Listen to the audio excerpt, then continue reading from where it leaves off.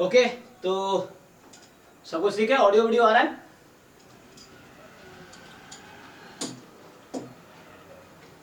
अरे हाँ ना बोलो भाई, तो यही लाइव क्लास की दिक्कत है, ऑनलाइन क्लास की। Yes sir.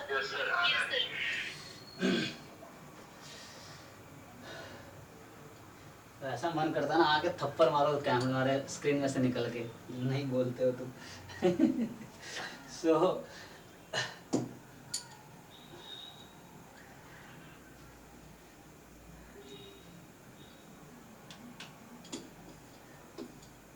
चलो, तो आज स्टैटिस्टिक्स का दिन है ना।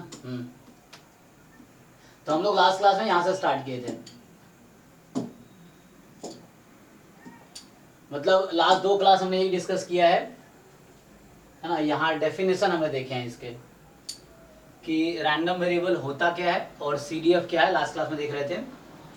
तो उसको मैं कंटिन्यू करता हूँ, ठीक है।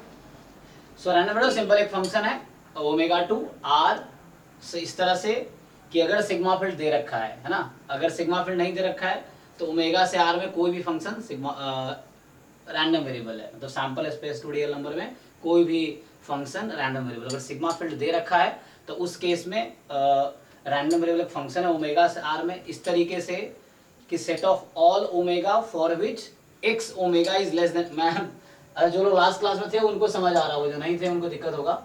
सो बस मैं अभी कंटिन्यू करता हूँ, ज़्यादा टाइम नहीं दूंगा इस पे, बहुत टाइम है लास्ट क्लास में दिया इस पे।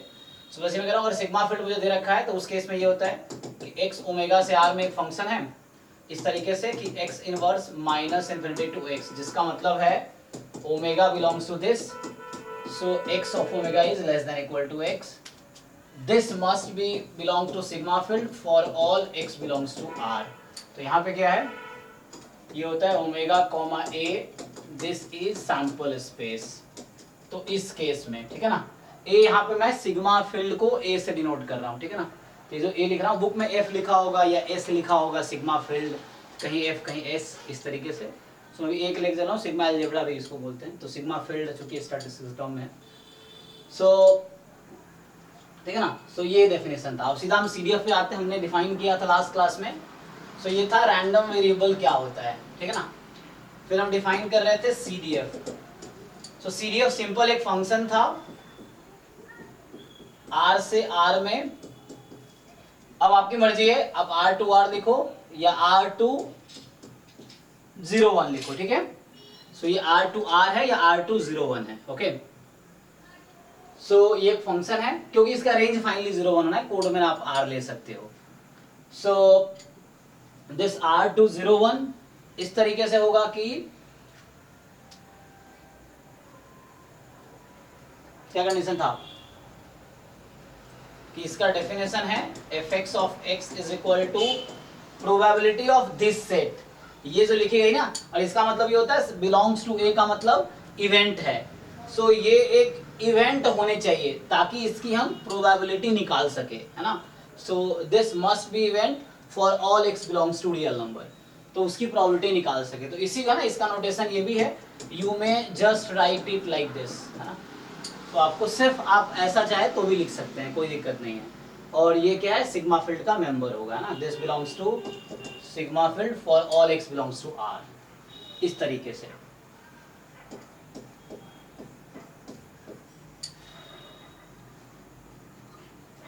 ठीक है। So X this is this for all X belongs to are.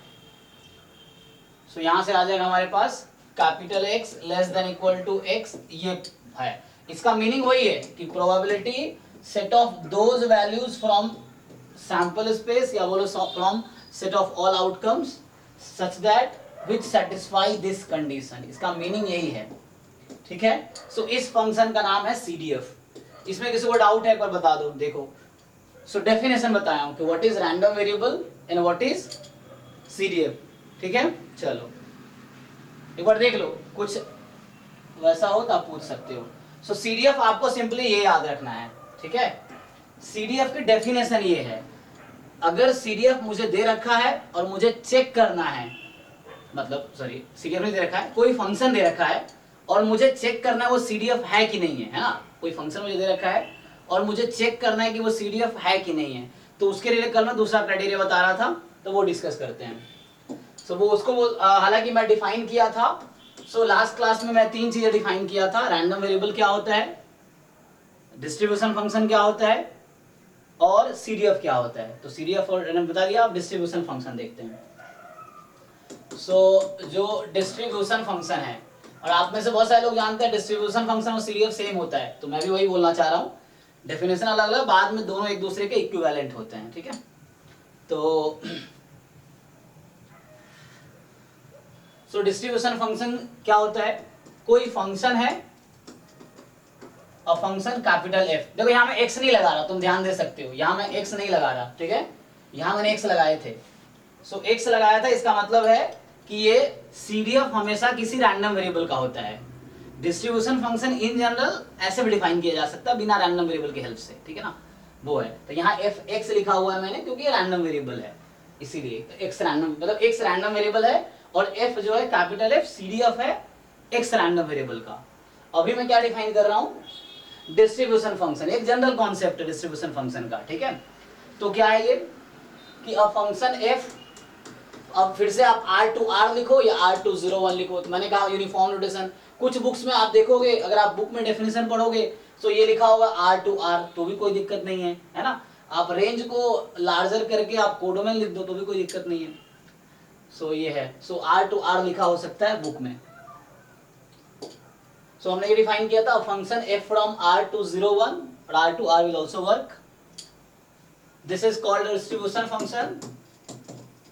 This is called distribution function if and only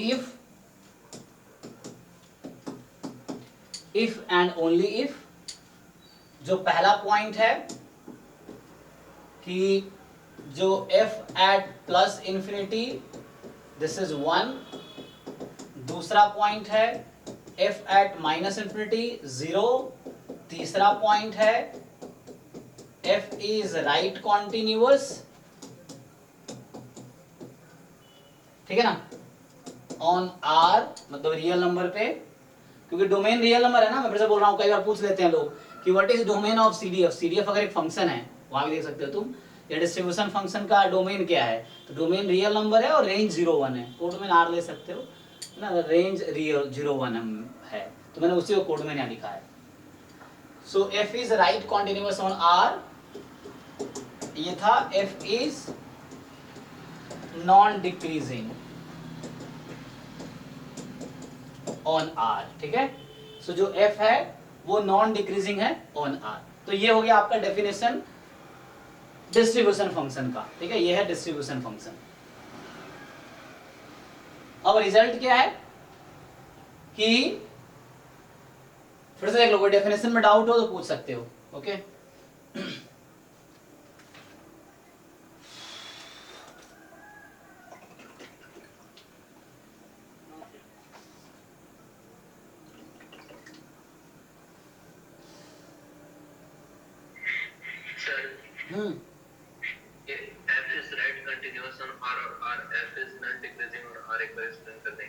जी जी जी। तो जैसे आप लोगों ने वर्ड जो सुना होगा वो कॉन्टिन्यूअस सुना होगा, पहले आपने इंक्रीजिंग डिक्रीजिंग वर्ड सुना होगा, तो हालांकि उससे रिलेटेड है, तो बताते हैं।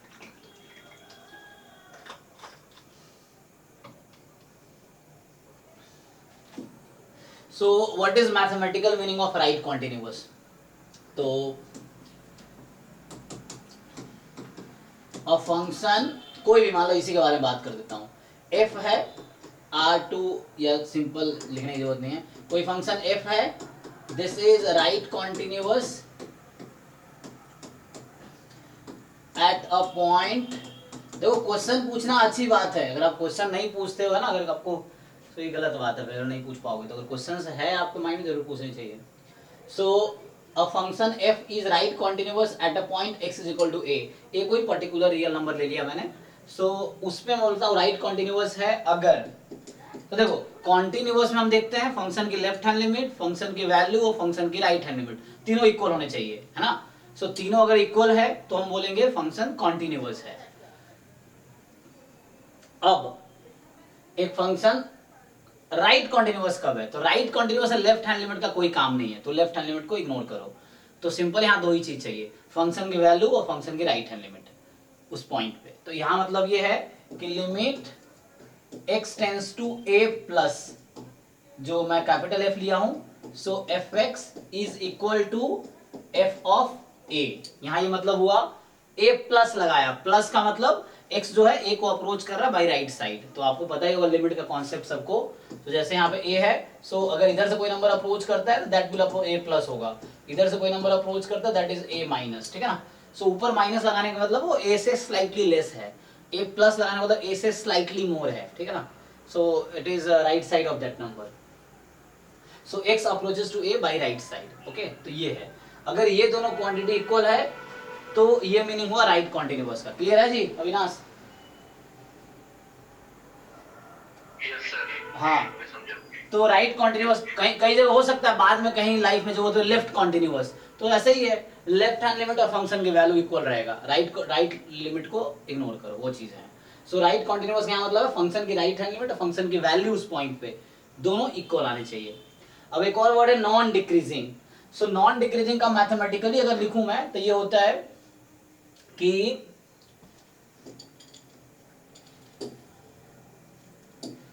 अगर मैं लिखता हूं रिमार्क का दूसरा पॉइंट कि कोई फंक्शन f है, इसी बारे में लिखता हूं f is non decreasing, non decreasing. So ऐसे यूजुअल सेंस में ऐसे समझाऊं मैं तो नॉन डिक्रीजिंग का मतलब इंक्रीजिंग हो, मतलब स्ट्रिक्टली इंक्रीजिंग फंक्शन हो या कांस्टेंट फंक्शन हो। कांस्टेंट फंक्शन का आप कैसा होता है, लाइन ना। सो एक कांस्टेंट फंक्शन या स्ट्रिक्टली इंक्रीजिंग फंक्शन, दोनों को एक साथ बोला जाता है नॉन डिक्रीजिंग। जैसे आप लोग बोलते हो ना नॉन नेगेटिव रियल नंबर, मतलब क्या, जीरो एंड पॉजिटिव मिला के नॉन नेगेटिव हो गया, क्योंकि जीरो ना तो पॉजिटिव है ना नेगेटिव है, इस तरह से। तो वैसे यहाँ पे है कि कांस्टेंट फंक्शन और स्ट्रिक्टली इंक्रीजिंग फंक्शन दोनों को मिला के हम बोलते हैं नॉन डिक्रीजिंग फंक्शन। तो ये है मैथमेटिकली कैसे डिफाइन करेंगे।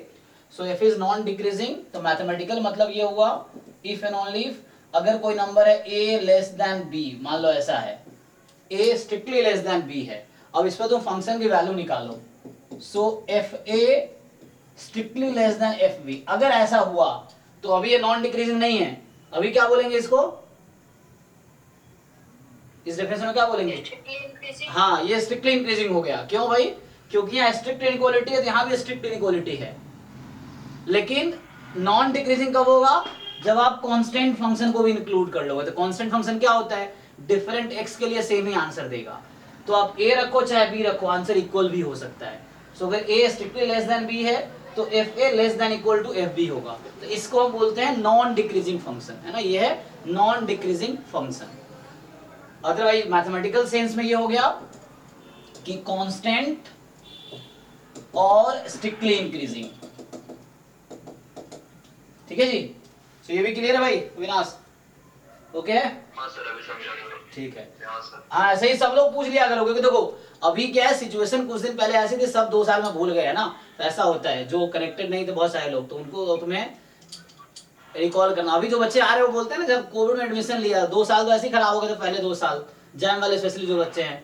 अब जो 20 से 23 वाले बच्चे हैं 2020 के जून में एडमिशन लिया मान लो जिन लोगों ने, अब उसमें कोविड चल रहा था और अभी तुम्हारा ग्रेजुएशन खत्म हो रहा है, तो पहले 2 साल तो ऐसे ही चले गए, बिना एग्जाम दिए पास हो गए ऑलमोस्ट, ये जैसे तैसे पास तो हो ही गए बिना पढ़े उड़े, लेकिन उसका नुकसान एंट्रेंस वाला थोड़ी समझे। हाँ, और एंट्रेंस वाला समझेगा इस तकलीफ को, तुमने नहीं पढ़ा, वो तो उसको सेलेक्ट करेगा जो अपने से कहीं ना कहीं सीखा है जहां तहां से।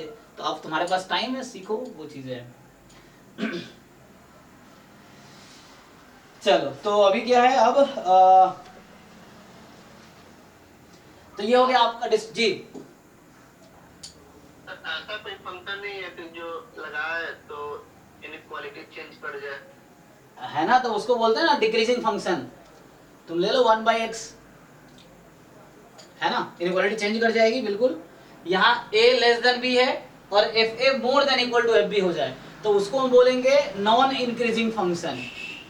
और अगर स्ट्रिक्ट इनइक्वालिटी है, मान लो a लेस देन b है, नॉन डिक्रीजिंग फंक्शन बोलेंगे। नॉन डिक्रीजिंग तो ये है, सेम ऑर्डर में है, सेम ऑर्डर में है तो नॉन डिक्रीजिंग है। अगर ऐसा होता कि मान लो f इज नॉन इंक्रीजिंग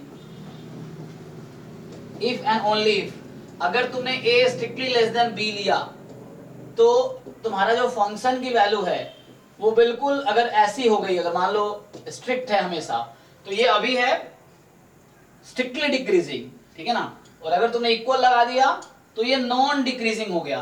तो नॉन डिक्रीजिंग का मतलब कांस्टेंट और स्ट्रिक्टली इंक्रीजिंग, ये मतलब। अच्छा यहाँ पे नॉन इंक्रीजिंग लिख दिया ना, सॉरी। तो नॉन इंक्रीजिंग का मतलब डिक्रीजिंग, स्ट्रिक्टली डिक्रीजिंग या कांस्टेंट, दोनों मिला के कोई एक हो, तो इस तरीके से, ठीक है ना। इसी में मैं अगर बात करूं, जैसे मान लो होता है कि f इज स्ट्रिक्टली, अब हालांकि विदेश से ये वर्ड यूज नहीं करता वो लोग इंक्रीजिंग का मतलब भी, जो फॉरेन ऑथर्स की बुक्स हैं उसमें वो लोग इंक्रीजिंग का मतलब भी स्ट्रिक्टली इंक्रीजिंग ही समझते हैं, इसीलिए वो लोग इस तरह का वर्ड यूज करते हैं नॉन डिक्रीजिंग वाला, है ना। हमारा जो एनसीईआरटी की बुक है 11th-12th वाली, वहां इस तरह कोई वर्ड नहीं है। वहां क्या है, एक वर्ड है इंक्रीजिंग और एक वर्ड है स्ट्रिक्टली इंक्रीजिंग, दो वर्ड है। तो इंक्रीजिंग का मतलब एनसीईआरटी में जो है वो इनका मतलब नॉन डिक्रीजिंग से है। चलो, सो एफ इज स्ट्रिक्टली, यहां से होगा क्या, हाँ डिक्रीजिंग बोल देता हूं। पढ़ रहा था सर, क्या पढ़ा है, ये डिफरेंशियल का। डिफरेंशियल कैलकुलस में, हाँ ये सब आएगा अभी, अभी दोबारा आएगा कैलकुलस, जब पढ़ेंगे तो सब पढ़ना है, ये सब आएगा अभी कैलकुलस में दोबारा।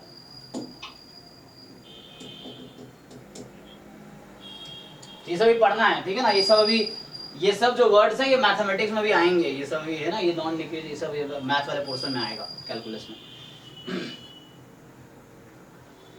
ओके चलो, अच्छा ये तो मैंने इस सेंस में बता दिया। दूसरा तरीका ये भी है ना कि अगर इसका derivative more than equal to 0 हो जाए, ये भी देखा है ना, दूसरा तरीका थ्योरम है वो एक्चुअली, कि फंक्शन जो है स्ट्रिक्टली इंक्रीजिंग है अगर उसका derivative strictly more than 0 for all x belongs to इस डोमेन, और फंक्शन अगर नॉन डिक्रीजिंग आप बोल रहे हो तो f dash x more than equal to 0 भी लगाओगे, क्योंकि कांस्टेंट का डेरिवेटिव 0 होता है, तो वो भी लिख सकता था मैं चूंकि ये प्रॉपर डेफिनेशन लिखा हूं। अदरवाइज डेरिवेटिव के टर्म्स में जो आप लोग जानते हो, जो 11th-12th में आप लोगों ने पढ़ा होगा कि फंक्शन इंक्रीजिंग है, हाँ वो dy by dx अगर स्ट्रिक्टली मोर देन 0 है तो strictly increasing, more than equal to 0 है तो नॉन डिक्रीजिंग, इस तरीके से। ओके, सो ये डेफिनेशन क्लियर होगा। जब भी अब एक इसका यूज क्या है, इसका यूज क्या है, इसका यूज ये है कि अगर आपको कहीं पे कोई फंक्शन दिया और आपसे पूछता है वो क्या वो स्ट्रिक्टली, क्या वो डिस्ट्रीब्यूशन फंक्शन है या नहीं, तो उस केस में आपको ये 4 लगाने हैं। अब मैं बता रहा हूँ डिस्ट्रीब्यूशन फंक्शन और सीडीएफ सेम ही है वो इसका, जी। वो इसकी थोड़ी दिक्कत आ रही है, या मेरे को यार सबको आ रही है वो इसकी दिक्कत। हाँ एक्चुअली फिर फोन से मैं डिवाइस ज्वाइन किया हूँ तो आई थिंक हो सकती है। अभी ओके है, मैं ये बोल रहा हूँ कि पता नहीं बाकी लोगों को क्लियर है ना। ठीक है सर, हाँ सर। ओके, तो जैसे क्या है कि जैसे मैं बोल रहा हूँ अगर कोई फंक्शन दिया और आपसे पूछे कि चेक करो ये सीडीएफ है कि नहीं या डिस्ट्रीब्यूशन फंक्शन है कि नहीं, तो क्या करोगे आप, तो सिंपली उसमें ये 4 कंडीशन चेक करना है ना। मैं भी लिखता हूँ कुछ एग्जांपल, तो पहले मैं थ्योरम लिख देता हूँ। तो थ्योरम क्या है, एक तो थ्योरम ये है कि एवरी डिस्ट्रीब्यूशन फंक्शन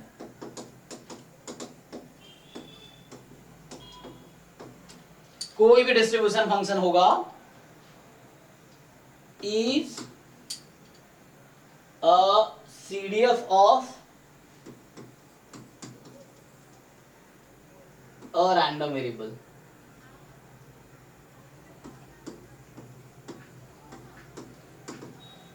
मतलब बोल रहा है कोई भी डिस्ट्रीब्यूशन फंक्शन लो वो किसी ना किसी रैंडम वेरिएबल का सीडीएफ जरूर होगा। इसका कन्वर्स भी ट्रू है, कन्वर्स भी ये है कि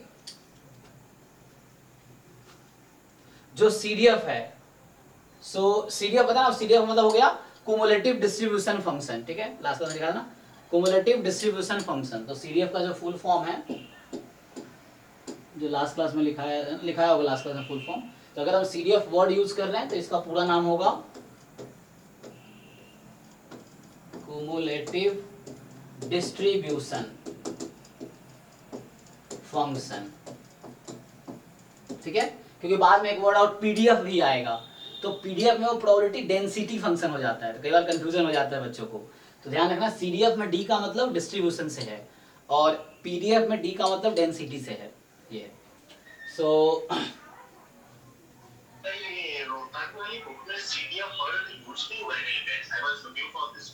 हाँ, वो डिस्ट्रीब्यूशन फंक्शन यूज किया होगा हर बार, I think.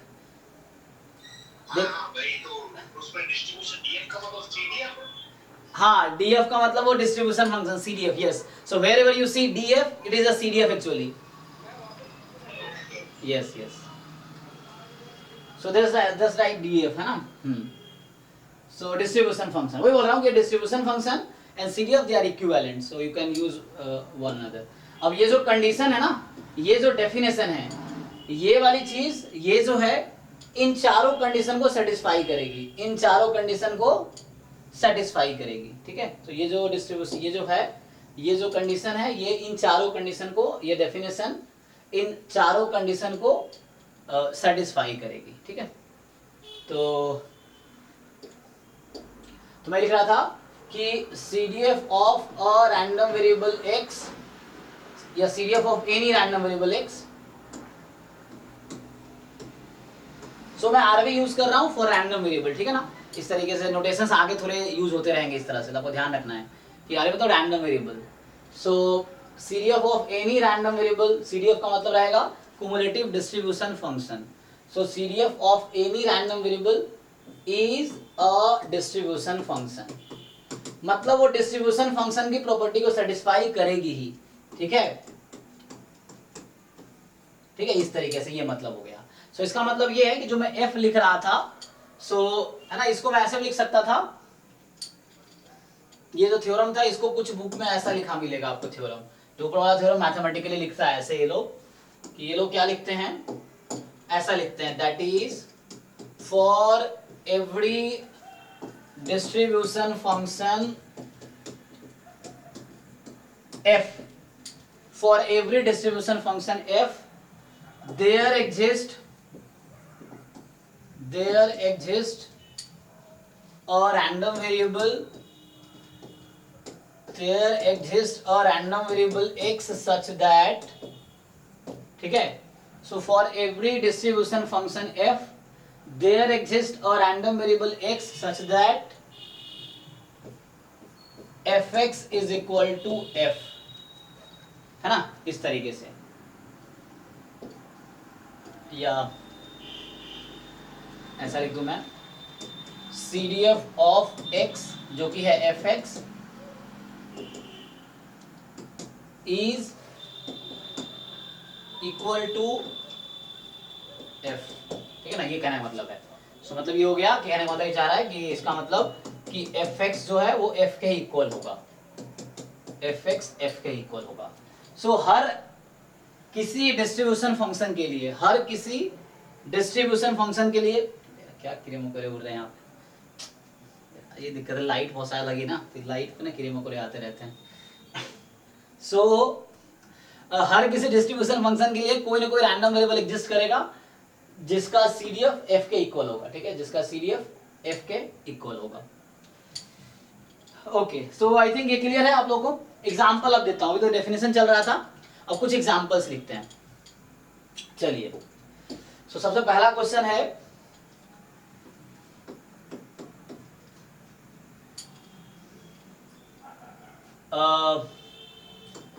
Consider a function f, मान लो अभी मैं लिखता हूं r to r, so there is no problem, if it is r to r there is no problem, defined as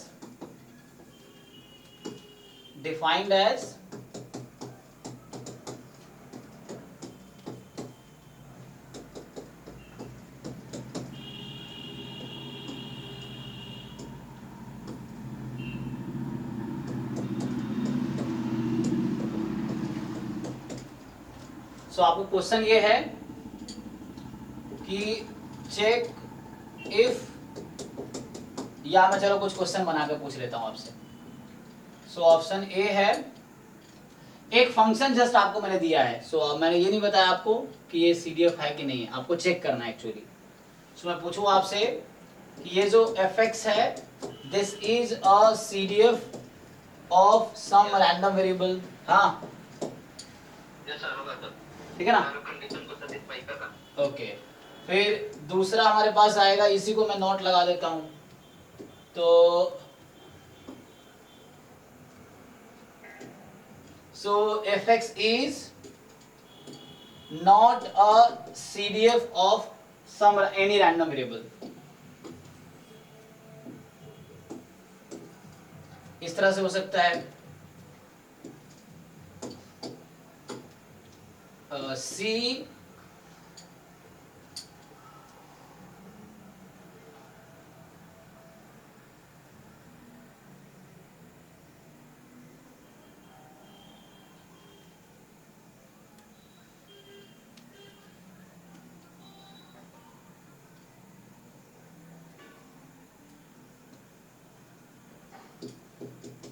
fx is continuous function on R, ठीक है।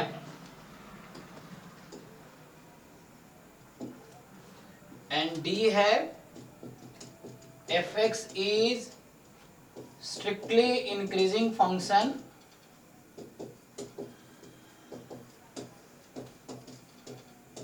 on R। आप लोग check करके बताइए मुझे कौन कौन सा ऑप्शन ट्रू है।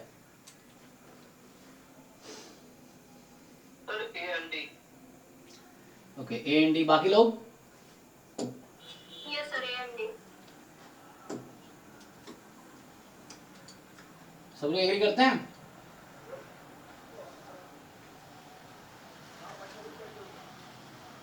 Yes sir. ओके तुम लोग आंख बंद करके तुक्का लगा रहे हो, चेक तो करो। सर ये नहीं होगा, केवल नहीं होगा, ये होगा। ठीक है सिर्फ ये होगा, क्योंकि स्ट्रिक्टली इंक्रीजिंग का डेफिनेशन बताया था ना। अब मैं अब लिख देता हूं। तो कोई फंक्शन स्ट्रिक्टली इंक्रीजिंग का मतलब है कि मेरा कोई फंक्शन f है और वो स्ट्रिक्टली इंक्रीजिंग है, इसका मतलब होगा so f is strictly increasing. इसका मतलब ये होता है so if and only if, मैंने एक तो ये बताए थे कि a is less than b then fx will be less than fb, fa will be less than fb। There is no equality, है ना। और इसी को तुम ऐसे भी लिख सकते हो कि क्या होता है, इसका जो डेरिवेटिव है that is strictly more than 0 for all x belongs to r, ये ना।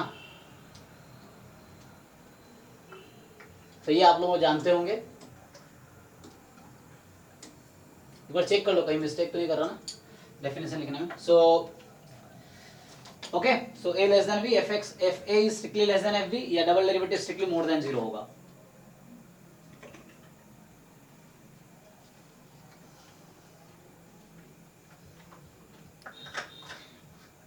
चलो ठीक है, तो आप सिंपली देखो, अब सब लोग एग्री करते हैं सिर्फ ए ऑप्शन करेक्ट है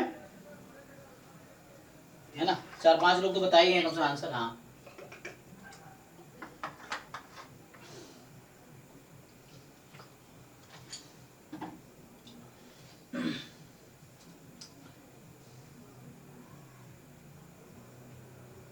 सर मैं डी कितना देखूं?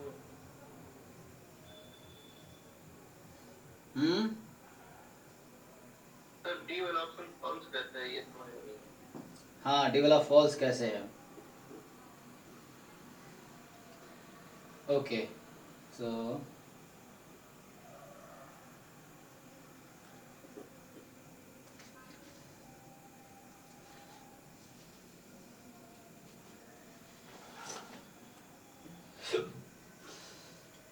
चलिए, तो आपको सीडीएफ चेक करने के लिए क्या चाहिए?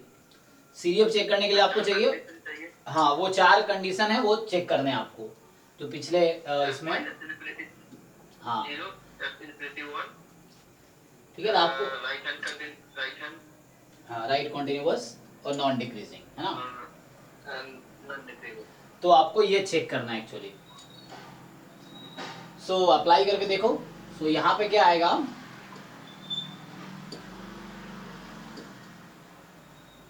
ओके सो देखो अब यहाँ पे क्या होगा। पहला एफ एट प्लस इन्फिनिटी। देखो प्लस इन्फिनिटी का एक्चुअल मतलब ये एक्स को प्लस इन्फिनिटी पुट कर रहे हैं, इसका मीनिंग ये है एक्चुअली, इसका जो मीनिंग है, इसका मीनिंग ये है कि x tends two plus infinity capital F x. ये मतलब है कि जब x वेरी लार्ज नंबर है तो इन that case what is your CDF। ये आपने देखा ही है। तो जब x इन्फिनिटी को अप्रोच कर रहा होगा तो उस केस में वैल्यू क्या आएगी 1। आप देख पा रहे हैं। So when x is very large the value is 1। What is f at minus infinity? इसका फिर से मीनिंग वही है कि when x approaches to minus infinity so what is the value of CDF। So जब x माइनस इन्फिनिटी को approach कर रही है तो उस केस में वैल्यू क्या आएगी इसकी, है ना? तो ये आपकी आ जाएगी 0। और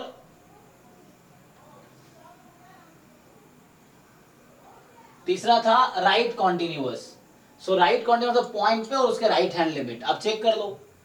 कोई ऐसा पॉइंट देखो जहां पे फंक्शन की एक्चुअल वैल्यू और उसकी राइट हैंड लिमिट इक्वल ना हो, तो आप नोटिस करेंगे ये यहाँ पे x more than equal to 0 है, x more than equal to 0 है। सो हमेशा x more than equal to ही होगा। स्ट्रिक्टली मोर देन बहुत कम ना के बराबर होगा, वहां पे हो सकता है फेल हो जाएगा फिर वो राइट कॉन्टिन्यूटी। सो आप देखेंगे ऐसा ही लिखा जाता है। और अगर वैसा नहीं कहीं भी है तो हो सकता है वो फंक्शन कॉन्टिन्यूअस हो, क्योंकि हर कॉन्टिन्यूअस फंक्शन राइट कॉन्टिन्यूअस होगा, बट हर राइट कॉन्टिन्यूअस जरूरी नहीं कॉन्टिन्यूअस हो, क्योंकि वो लेफ्ट हैंड लिमिट्स भी चाहिए कॉन्टिन्यूटी में। सो अगर फंक्शन कॉन्टिन्यूअस है तो लेफ्ट हैंड लिमिट, फंक्शन की वैल्यू, राइट हैंड लिमिट तीनों इक्वल है, तो कोई दिक्कत नहीं है, तो राइट कॉन्टिन्यूटी भी होगी ऑब्वियसली। लेकिन अगर कोई फंक्शन राइट कॉन्टिन्यूअस है देन यू मे नॉट, है ना, it may not be continuous. So यहाँ क्या है कि आपको जब भी आप देखोगे x more than equal to ही रहेगा कहीं भी, कि इक्वलिटी हमेशा x more than equal to के साथ रहेगा। इसका मतलब ये है कि 0 पे वैल्यू हाफ है और 0 के राइट हैंड लिमिट पे भी वैल्यू हाफ है। यहाँ ये मतलब है कि 1 पे वैल्यू 1 है और x की वैल्यू 1 के राइट हैंड लिमिट पे भी 1 है, ये मतलब है। और सो ठीक है, सिमिलरली देख लो कोई ऐसा पॉइंट जहां लगता हो आपको राइट कॉन्टिन्यूअस नहीं, एक बार आप चेक करो। तो राइट कॉन्टिन्यूअस मतलब फंक्शन की वैल्यू, अभी मैं ग्राफ से ही बताऊंगा इसको, ग्राफ से समझ ज्यादा आसान होता है, अभी मैथमेटिकली बता रहा हूँ फिर ग्राफ से देख लेंगे। सो अभी सिंपली देखते हैं कि राइट कॉन्टिन्यूअस मतलब पॉइंट पे वैल्यू और उसकी right hand limit, like x tends to 0 plus. So when you take x tends to 0 plus तो वो 0 प्लस इसी कैटेगरी में आएगा। सो जो 0 प्लस इसी कैटेगरी में है तो इसका मतलब वैल्यू हाफ ही रहेगी 0 के राइट हैंड लिमिट पे। x टेंड्स टू 1 प्लस, तो 1 प्लस का मतलब क्या, x की वैल्यू 1 से स्लाइटली ज्यादा होगी तो वो यही आएगी 1, तो इसीलिए। अब आपको तो राइट कॉन्टिन्यूअस है ना, तो आप चेक कर सकते हो कि फंक्शन की वैल्यू x पे और फंक्शन की वैल्यू x प्लस पे ये हमेशा इक्वल है for all x belongs to r। You can check कि whatever x you select the value at the point and right hand limit is equal. Plus लगा रहा हूं मतलब वही है कि x tends to right hand limit, या कोई नंबर लिख लो यहाँ पे, चाहो तो आप a लिख लो, तो यहाँ a लिख लो, तो यहाँ a लिख लो, कोई दिक्कत नहीं है, नोटेशन है जस्ट कि value at a plus for all. तो प्लस लगा रहा हूं मतलब राइट हैंड लिमिट की बात कर रहा हूं मैं, ठीक है। So right hand limit at a, so ये इक्वल है इसलिए राइट कॉन्टिन्यूअस है। अब चाहिए नॉन डिक्रीजिंग, जो चौथी कंडीशन है CDF होने की वो नॉन डिक्रीजिंग। नॉन डिक्रीजिंग का मतलब है या तो कांस्टेंट हो या इंक्रीजिंग हो। तो इसका सिंपल लॉजिक ये होता है कि जैसे जैसे x की वैल्यू बढ़ा रहे हो आप, फंक्शन की वैल्यू या तो कांस्टेंट रहेगी या बढ़ती जाएगी, कभी घटेगी नहीं। अगर कहीं पे जाए घट गई तो मतलब वो डिक्रीजिंग हो गई उस पॉइंट पे। सो नॉन डिक्रीजिंग का मतलब है कि x को जैसे तुम बढ़ाए जा रहे हो तो तुम्हारे y की वैल्यू या तो कांस्टेंट रहेगी या इंक्रीज होगी, ये मतलब है। तो यहाँ आप सिंपली देख सकते हो कि x जब लेस देन 0 है तो 0 है मतलब कांस्टेंट है, तो लेस देन 0 पे कांस्टेंट है। जब x 0 से 1 के बीच है तो कांस्टेंट है उस बीच में, लेकिन जब वैल्यू 0 से 0.5 हो रही होगी जंप, जब x की वैल्यू मान लो, चलो इधर ले लो, x की वैल्यू जब -1 थी और x की वैल्यू जब 0.5 है तो क्या डिफरेंस आया कि जब आप -1 से जब आप 1 तक जा रहे हैं, मान लो या -1 से 0.5 तक जा रहे हैं, x की वैल्यू -1 से इंक्रीज होकर जब 0.5 हो गई तो y की वैल्यू 0 से हाफ हो गई, तो इंक्रीज हुई कि डिक्रीज हुई, इंक्रीज हुई ना। तो whenever you increase your x value will remain constant और इट विल इंक्रीज, तो it is non decreasing actually. तो यहाँ पे सिंपली अब जैसे x की वैल्यू बढ़ती जा रही है तो ये वैल्यू यहाँ से दिख जाएगा आपको, 0 था, हाफ है, 1 है, मतलब इंक्रीज हो रही है ना। यहाँ पे इंक्रीज हो रही है इस इंटरवल के हिसाब से, बट हमें हर रियल नंबर पे चेक करना है। आप यहाँ देखोगे कि हमने ये ऑप्शन गलत क्यों है, स्ट्रिक्टली इंक्रीजिंग। गलत इसलिए है, अभी पूछा ना गलत क्यों है, तो स्ट्रिक्टली इंक्रीजिंग का मतलब ये है कि अगर तुम्हारा 0 यहीं पे देख लो तुम 0.2 और 0.4 ले लेते हैं पॉइंट, फाइन। मैं दो नंबर ले रहा हूँ, 0.2 एक नंबर है, 0.4 दूसरा नंबर है, तो 0.2 इज लेस देन 0.4, यस और नो? ठीक है ना? Yes sir. 0.2 लेस देन 0.4 है। अब मुझे बताओ CDF की वैल्यू 0.2 पे, मतलब x की वैल्यू जब 0.2 रखोगे तो CDF की वैल्यू क्या आएगी, ये मतलब ये फंक्शन की वैल्यू क्या आएगी, CDF की फंक्शन, तो ये 1/2 आएगी। 1/2। और जब तुम x की वैल्यू 0.4 रखोगे तो ये फंक्शन की वैल्यू क्या आएगी, 1/2। सेम ही रहेगी। इसका क्या मतलब हुआ, क्या ये इंक्रीज स्ट्रिक्टली इंक्रीजिंग है? स्ट्रिक्टली इंक्रीजिंग होने के लिए 0.2 स्ट्रिक्टली लेस देन 0.4 है, तो फंक्शन की वैल्यू 0.2 पे जो होगी that must be strictly less then the value of the function at 0.4। क्या ऐसा हो रहा है? सर ऐसा नहीं हो रहा है, लेकिन वहाँ हाँ कांस्टेंट वैल्यू दोनों पर आ जाता है, 1/2 1/2। हाँ, देखो मैं तुम्हें फिर से समझाता हूँ। सो हमने लिखा स्ट्रिक्टली इंक्रीजिंग का मतलब है, स्ट्रिक्टली इंक्रीजिंग का मतलब है कि अगर a लेस देन b है तो value at a must be strictly less than value at b। ऐसे लिख के ज्यादा समझ आता है, वो थोड़ा बोल के ज्यादा समझ नहीं आता है ना। अब देखो, तो मैं तुम्हें एग्जांपल दिया 0.2 का और 0.4 का, सो ये ट्रू है कि नहीं, ये ओके है? अब तुम मुझे बताओ CDF at 0.2 and CDF at 0.4, इनमें क्या रिलेशन है, क्या वो ऐसा आ रहा है, 1/2। क्या ऐसा हो रहा है 1/2 स्ट्रिक्टली लेस देन 1/2, यस और नो? No sir. नो। तो इसीलिए स्ट्रिक्टली इंक्रीजिंग नहीं है मेरे भाई, this statement is wrong, this statement is false. तो ऐसा नहीं हो रहा है। ऐसा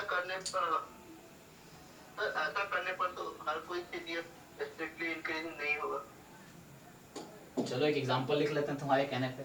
सो सेकंड क्वेश्चन, एक फंक्शन है 0x1, ठीक है, less than 0, x between 0 and 1 and more than equal to 1। अब बताओ, वही चार ऑप्शन है, ठीक है। सो पहला ऑप्शन है कि जैसे सेम क्वेश्चन है, बस मैंने फंक्शन बदल दिया, ठीक है। सो मैं इसको लिखता हूँ, सेम सब कुछ सेम ही रहेगा, फंक्शन बदल दिया मैंने। सो यहाँ पे क्या क्या ऑप्शन करेक्ट हुआ, CDF है, क्योंकि आप चेक करो a लेस देन b है, so fa less than equal to fb होगा। तो ये जो इक्वलिटी है ना, ये जरूरी है। तो इक्वलिटी है तब बोलेंगे ये फंक्शन क्या है, नॉन डिक्रीजिंग है। ये डेफिनेशन नॉन डिक्रीजिंग का है, स्ट्रिक्टली इंक्रीजिंग का नहीं। स्ट्रिक्टली इंक्रीजिंग के लिए यहाँ स्ट्रिक्ट इनइक्वालिटी यूज करनी पड़ेगी मुझे। सो ये नॉन डिक्रीजिंग का डेफिनेशन है, और ये जो मैंने यूज किया ये राइट कॉन्टिन्यूअस का डेफिनेशन है, ये राइट कॉन्टिन्यूअस का डेफिनेशन है, ठीक है। और जी एक क्वेश्चन आ गया सर, यहाँ पे इक्वालिटी रहेगा सर, जो इक्वल्स टू का सिंबल रहेगा तो ये रहेगा। हाँ, लिख देता हूँ क्लियरली मैं, देखो नॉन डिक्रीजिंग। सो स्ट्रिक्टली इंक्रीजिंग का डेफिनेशन वो है, उसके लाइन में लिखा है, ये स्ट्रिक्टली इंक्रीजिंग का डेफिनेशन है। नॉन डिक्रीजिंग का डेफिनेशन है इक्वल टू होना चाहिए। हाँ, तो इक्वल टू भी हो सकता है, मैं ये बोल रहा हूँ। सो यहाँ इक्वल टू भी चलेगा, कोई दिक्कत नहीं, दोनों इक्वल आ गया तो भी कोई दिक्कत नहीं है, लेकिन वहां पे इक्वल नहीं आना चाहिए। अगर तुम स्ट्रिक्टली इंक्रीजिंग बोल रहे हो तो a b से छोटा है, तो a पे जो फंक्शन की वैल्यू है और b पे जो वैल्यू है वो a पे छोटा ही होना चाहिए b से, तो ऊपर जाना चाहिए उसको। जब a से b तुम जा रहे हो, राइट में जा रहे हो, तो फंक्शन वैल्यू ऊपर जाने चाहिए, ये चीज है। तो ये तुम्हारा नॉन डिक्रीजिंग का डेफिनेशन है, and this holds for all A B belongs to R, मतलब जो भी डोमेन है उसका, this holds for all A B belongs to R. तो सर इसी वजह से वो डी ऑप्शन इनकरेक्ट हो गया। अगर डी ऑप्शन करेक्ट होता तो ए इनकरेक्ट हो जाता है ना। नहीं, तो ए तब भी करेक्ट रहता, अगर डी ट्रू होता ए तब भी करेक्ट रहता। अच्छा वो करेक्ट है। हाँ, क्योंकि देखो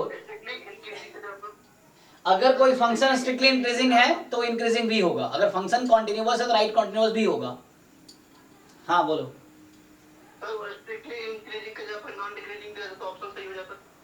हाँ, तो वो तो इसमें चेक करना ही था, तो यहाँ हमने चेक कर रखा है नॉन डिक्रीजिंग है।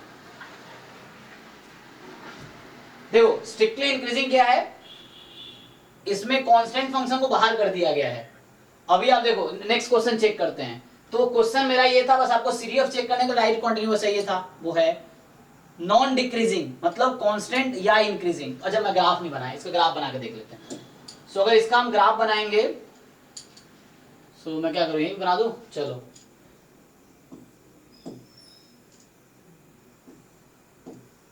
इसका जरा ग्राफ बना के देखो आप। चलो यहाँ मैं ग्राफ बनाता हूँ, देखिए ध्यान से, विजुअल होगा ना। सो जब आप माइनस इंफिनिटी से चल के 0 तक आते हैं, फिर 0 से आप 1 तक जाते हैं, ठीक है। तो मैं कलर चेंज कर देता हूँ ग्राफ बनाने के लिए।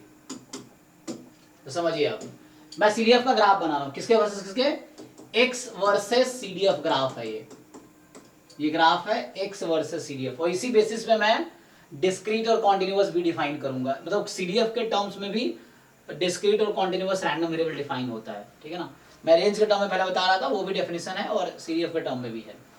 तो सिंपली आप देखिए, जब आपकी x लेस देन 0 है तो वैल्यू फंक्शन की 0 है। इसका मतलब जब x माइनस इंफिनिटी से 0 तक ले रहे हैं एक्सक्लूडिंग 0, तो फंक्शन इज 0। ओके, जब x की वैल्यू 0 से 1 तक है, 0 इंक्लूडिंग है, तो 0 से 1 तक तो हाफ है, तो यहाँ पे कहीं हाफ होगा। तो मान लो इधर 1 है और यहाँ पे हाफ है। सो जब x की वैल्यू 0, तो 0 पे वैल्यू हाफ है और 0 से 1 तक हाफ है।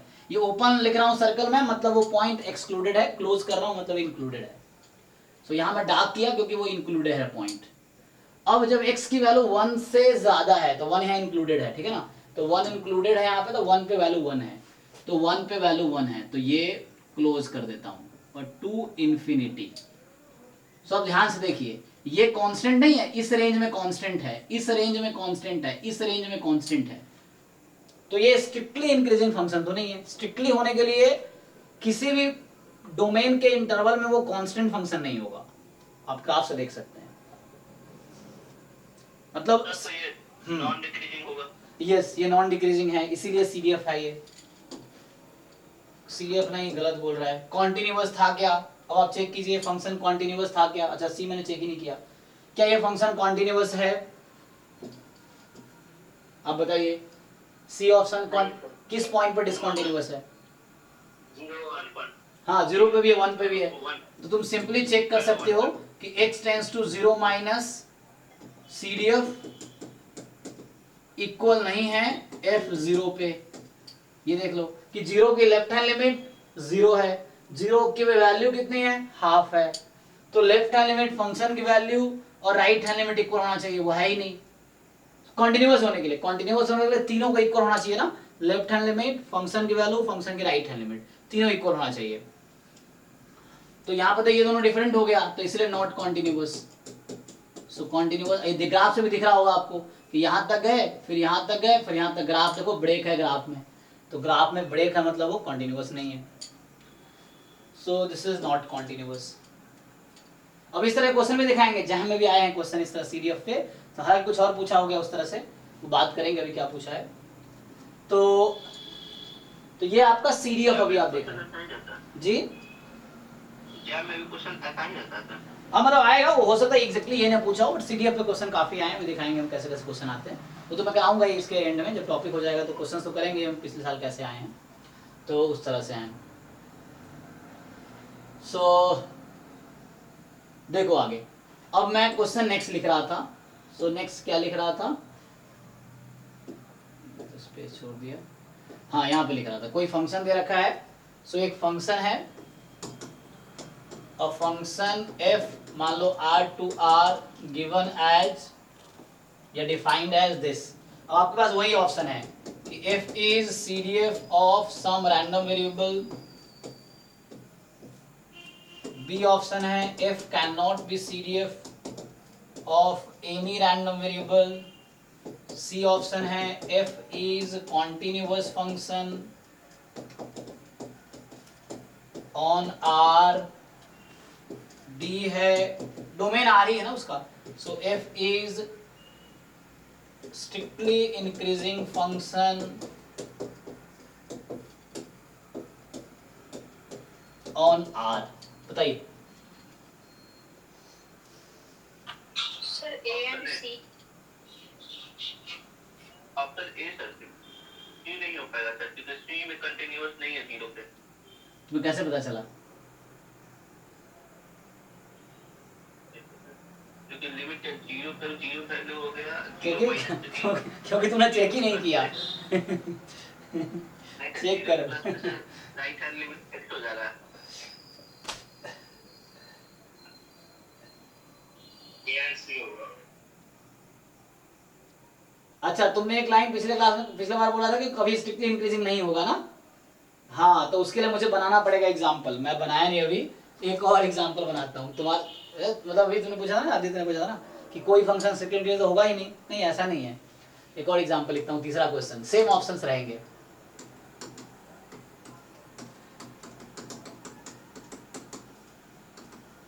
तो यहाँ R to R, यस, लेकिन यहाँ भी क्या होगा, मुझे वैसा फंक्शन ढूंढना पड़ेगा ना जो पूरे R में मिल तो जाएगा। जैसे नॉर्मल का हो गया है ना, नॉर्मल रैंडम वेरिएबल का CDF का ग्राफ बनाओगे तो वो CDF का ग्राफ तुम्हें रेडली मिलेगा, वो स्ट्रिक्टली इंक्रीजिंग होता है।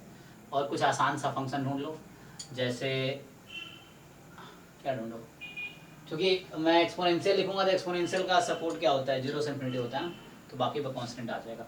सो वैसा कॉन्टिन्यूअस रैंडम वेरिएबल जिसका डोमेन पूरा रियल नंबर है। कौन कौन से होते हैं, तो नॉर्मल है और कौन सा है, तो जो भी अभी रैंडम वेरिएबल आगे बढ़ेंगे हम, तो जो भी कॉन्टिन्यूअस रैंडम वेरिएबल जिसका सपोर्ट पूरा रियल नंबर है तो उसका CDF स्ट्रिक्टली इंक्रीजिंग होगा। सो वो मैं पढ़ाऊंगा आगे, थ्योरम भी आएगा। तो वैसे एग्जांपल हैं, ठीक है ना। सो आगे अभी देखेंगे जब हम पढ़ेंगे तो उस तरह से आ जाएगा, तो मिल जाएगा वैसे एग्जांपल। अभी इसको चेक करो आप। सब लोग श्योर हैं आंसर? देखो कुछ लोगों ने बताए हैं।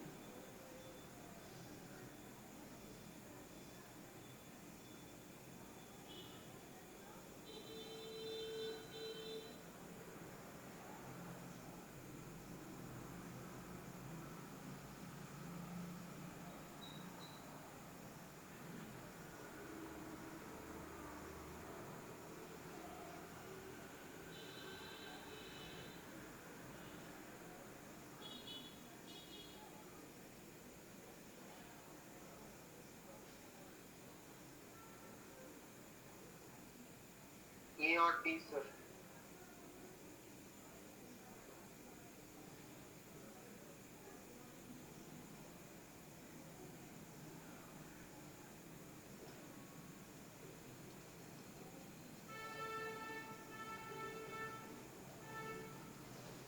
ए एंड सबका हो गया क्लियर?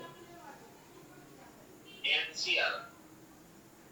वही बोला, सब लोग श्योर है ना, तो चलिए चेक कर लेते हैं। सो CDF होगा, CDF के लिए आपको कंडीशन चेक करेंगे, 4 कंडीशन है। तो ग्राफ से भी दिख जाएगा, ग्राफ बना लेंगे तो आपको इजीली दिख जाएगा चीजें। सो आप ग्राफ बनाएंगे तो लेस देन 0 पे ये ग्राफ है, 0 से 1 के बीच क्या है, ये है और ये है, ठीक है। सो ये बताओ, अगर मैं इसको वाइट से लिखता हूँ,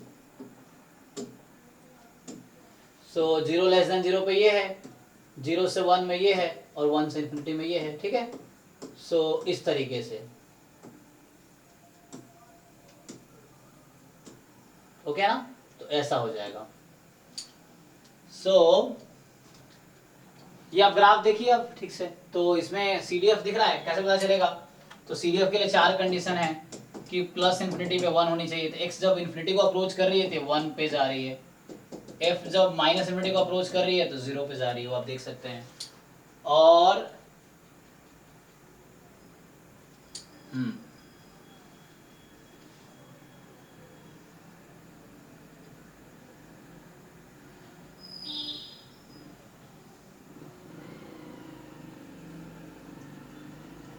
सो अगला क्या, राइट कॉन्टिन्यूअस। सो आप देख लो खुद ही कि हर पॉइंट पे और उसके राइट साइड, पॉइंट पे और right side x more than equal x more than equal to 1, equality से लगा रखा है। अब यहाँ पे आपको एग्जाम में थोड़ा घुमा सकता है कि इक्वलिटी हटा भी दिया ना, और मान लो इक्वलिटी यहाँ लगा दिया, तो भी इस क्वेश्चन में फर्क नहीं पड़ रहा है। मान लो यहाँ लगा दिया सपोज, क्योंकि एक्चुअली ये फंक्शन क्या है, कॉन्टिन्यूअस है, तो आपको वैसे घुमा सकता है। फिर ये यहाँ पे लगा दिया, अब कोई फर्क नहीं पड़ेगा, क्यों, क्योंकि ये कॉन्टिन्यूअस है। यहाँ पे इक्वलिटी और यहाँ भी लगा दो, कोई दिक्कत नहीं है, क्योंकि left hand limit right hand limit equal है। बट इन जनरल ऐसा नहीं लिख सकते है ना, यहाँ पे आपको कंफ्यूज कर सकता है, तो आपको खुद समझना पड़ेगा। तो पहले चेक कर लो, मतलब ये है कि अगर फंक्शन कॉन्टिन्यूअस है तो राइट कॉन्टिन्यूअस होगा ही, लेकिन अगर राइट कॉन्टिन्यूअस है तो जरूरी नहीं कॉन्टिन्यूअस हो। तो उस केस में इक्वलिटी को कब शिफ्ट कर सकता है यहाँ से वहां तक, जब फंक्शन कॉन्टिन्यूअस है तो चाहे तो यहाँ इक्वलिटी लगा दे या यहाँ लगा दे, बराबर बात है। अगर कॉन्टिन्यूअस फंक्शन है तो इक्वलिटी यहाँ लगा दो, यहाँ लगा दो, क्या दिक्कत है, दोनों इक्वलिटी आएगा, क्योंकि पॉइंट सेम आंसर दे रहा है दोनों, इसीलिए, वरना अलग आंसर दे सकता है।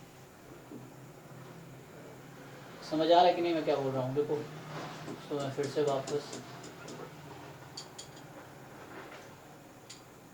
तो हमारा भी क्या था, हमारा था इक्वलिटी यहाँ पे और यहाँ पे। तो कहने मतलब ये है कि एफ आप चेक कर लीजिए, एफ इज राइट कॉन्टिन्यूअस है।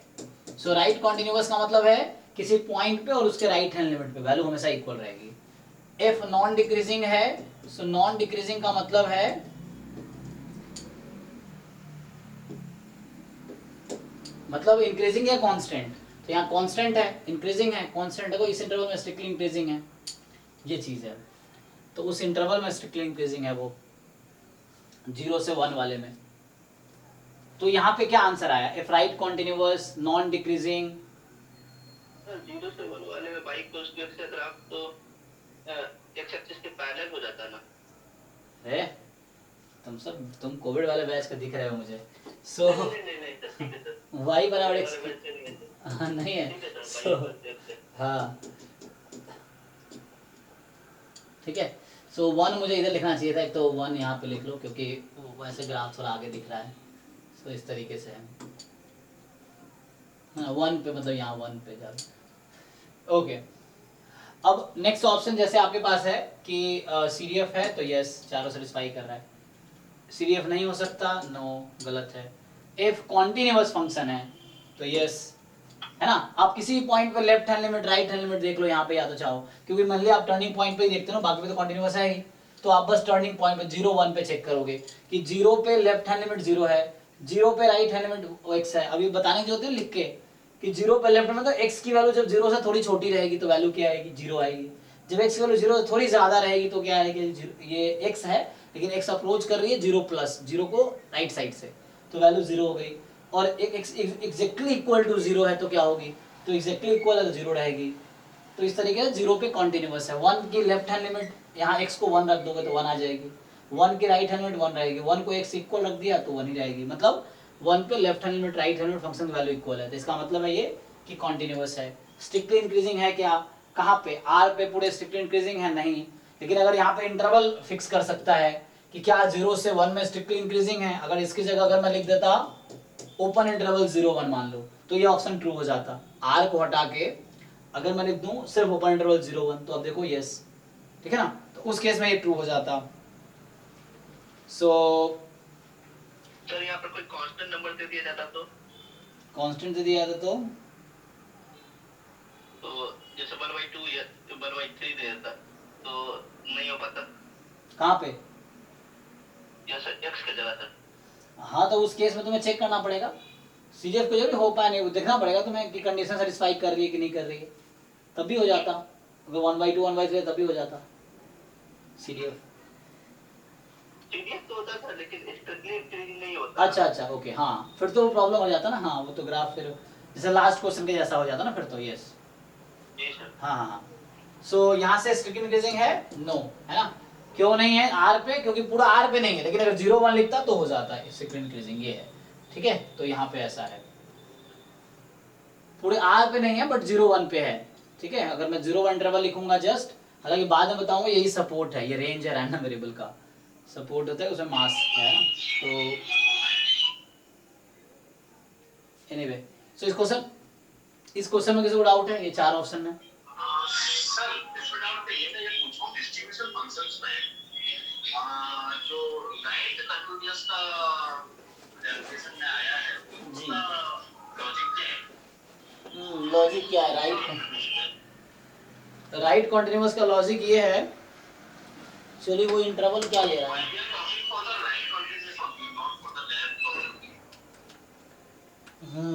पॉइंट तो सही है। तो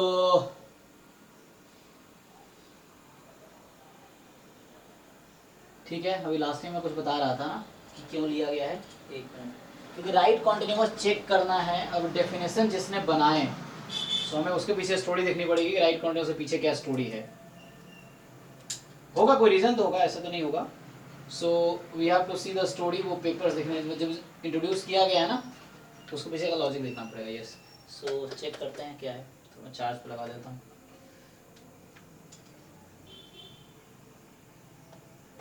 okay, so question is why right continuity, why did they take right continuous. ऐसे तो ये डेफिनेशन मतलब वो डिफाइन किया गया है। अब जैसे क्या डेफिनेशन पे आप चूंकि क्वेश्चन नहीं कर सकते, मतलब जिसने फर्स्ट टाइम इंट्रोड्यूस किया so they define it like this. अब उसके पीछे इंट्यूशन क्या था वो देख सकते हैं हम लोग कि उसका क्या हो सकता है ना। क्योंकि डेफिनेशन क्या होता है, किसी चीज का इंट्रोडक्शन है। आप मतलब कोई नया चीज दुनिया में देना चाहते हैं, तो you will define in your own way and then further उस पर काम होगा। तो वैसा होता है। सो डेफिनेशन तो आपको एक्सेप्ट करना पड़ता है as it is. So but फिर भी हम देख सकते हैं कि यहाँ पे क्या लॉजिक है ना। सो क्योंकि ये डेफिनेशन था, ठीक है ना, this is just as definition. और राइट कॉन्टिन्यूअस ये होगा और ये इससे रिलेट किया गया है। तो ये फंक्शन हमेशा राइट कॉन्टिन्यूअस होगा, ठीक है ना। इसके ये लिखा ना x inverse minus two X, ये था, इसी को हमने ये लिखा था। So what ever you get this function this will always be right continuous. ऐसा क्यों होगा? सो उसके पीछे लॉजिक ये है, देखिए आप यहाँ पे। तो ऐसा इसलिए किया गया है क्योंकि यहाँ पे क्या है, जब आप ऐसा लेंगे probability x less than equal to x plus h and probability x less than equal to x. So are they equal as you take limit h tends to 0? Yes or no? यही logic है actually. तो वहां right continuous लेने का logic यही है, ठीक है, कि अगर यहाँ मोर देन इक्वल टू होता, ठीक है ना, तो उस केस में वो लेफ्ट कॉन्टिन्यूटी लेता। अगर यहाँ ऐसा आता, इसके डेफिनेशन में आता more than equal to X, तो वो अगले वाले टर्म में उसको लेफ्ट कॉन्टिन्यूअस डिफाइन करना पड़ता। तो वो फंक्शन लेफ्ट कॉन्टिन्यूअस होगा, नॉट राइट कॉन्टिन्यूअस, अगर ये more than equal to X है तो। ये चीज है, क्योंकि दिस सिचुएशन विल होल्ड। इसका मतलब ये हो गया, यही चीज है कि F of X plus H limit X tends to infinity, this is same as F X. तो ऐसा है कि स्लाइटली, तो इसीलिए ऐसा लिया गया है।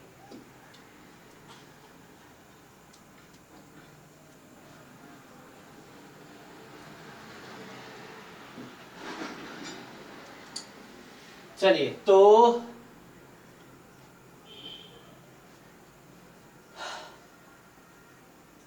आगे बढ़ते हैं और कुछ क्वेश्चंस देखते हैं।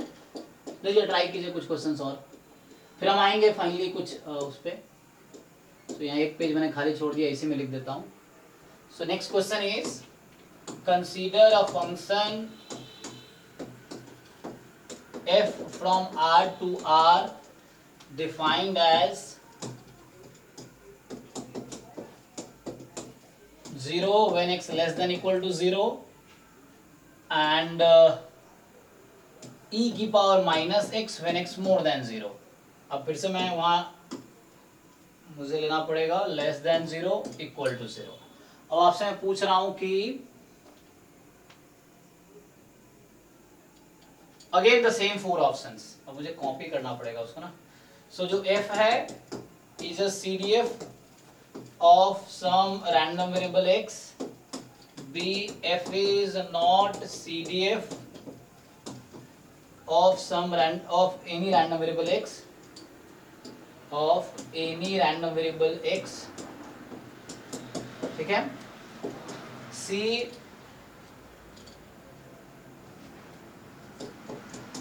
f is continuous function and d is f is strictly increasing function।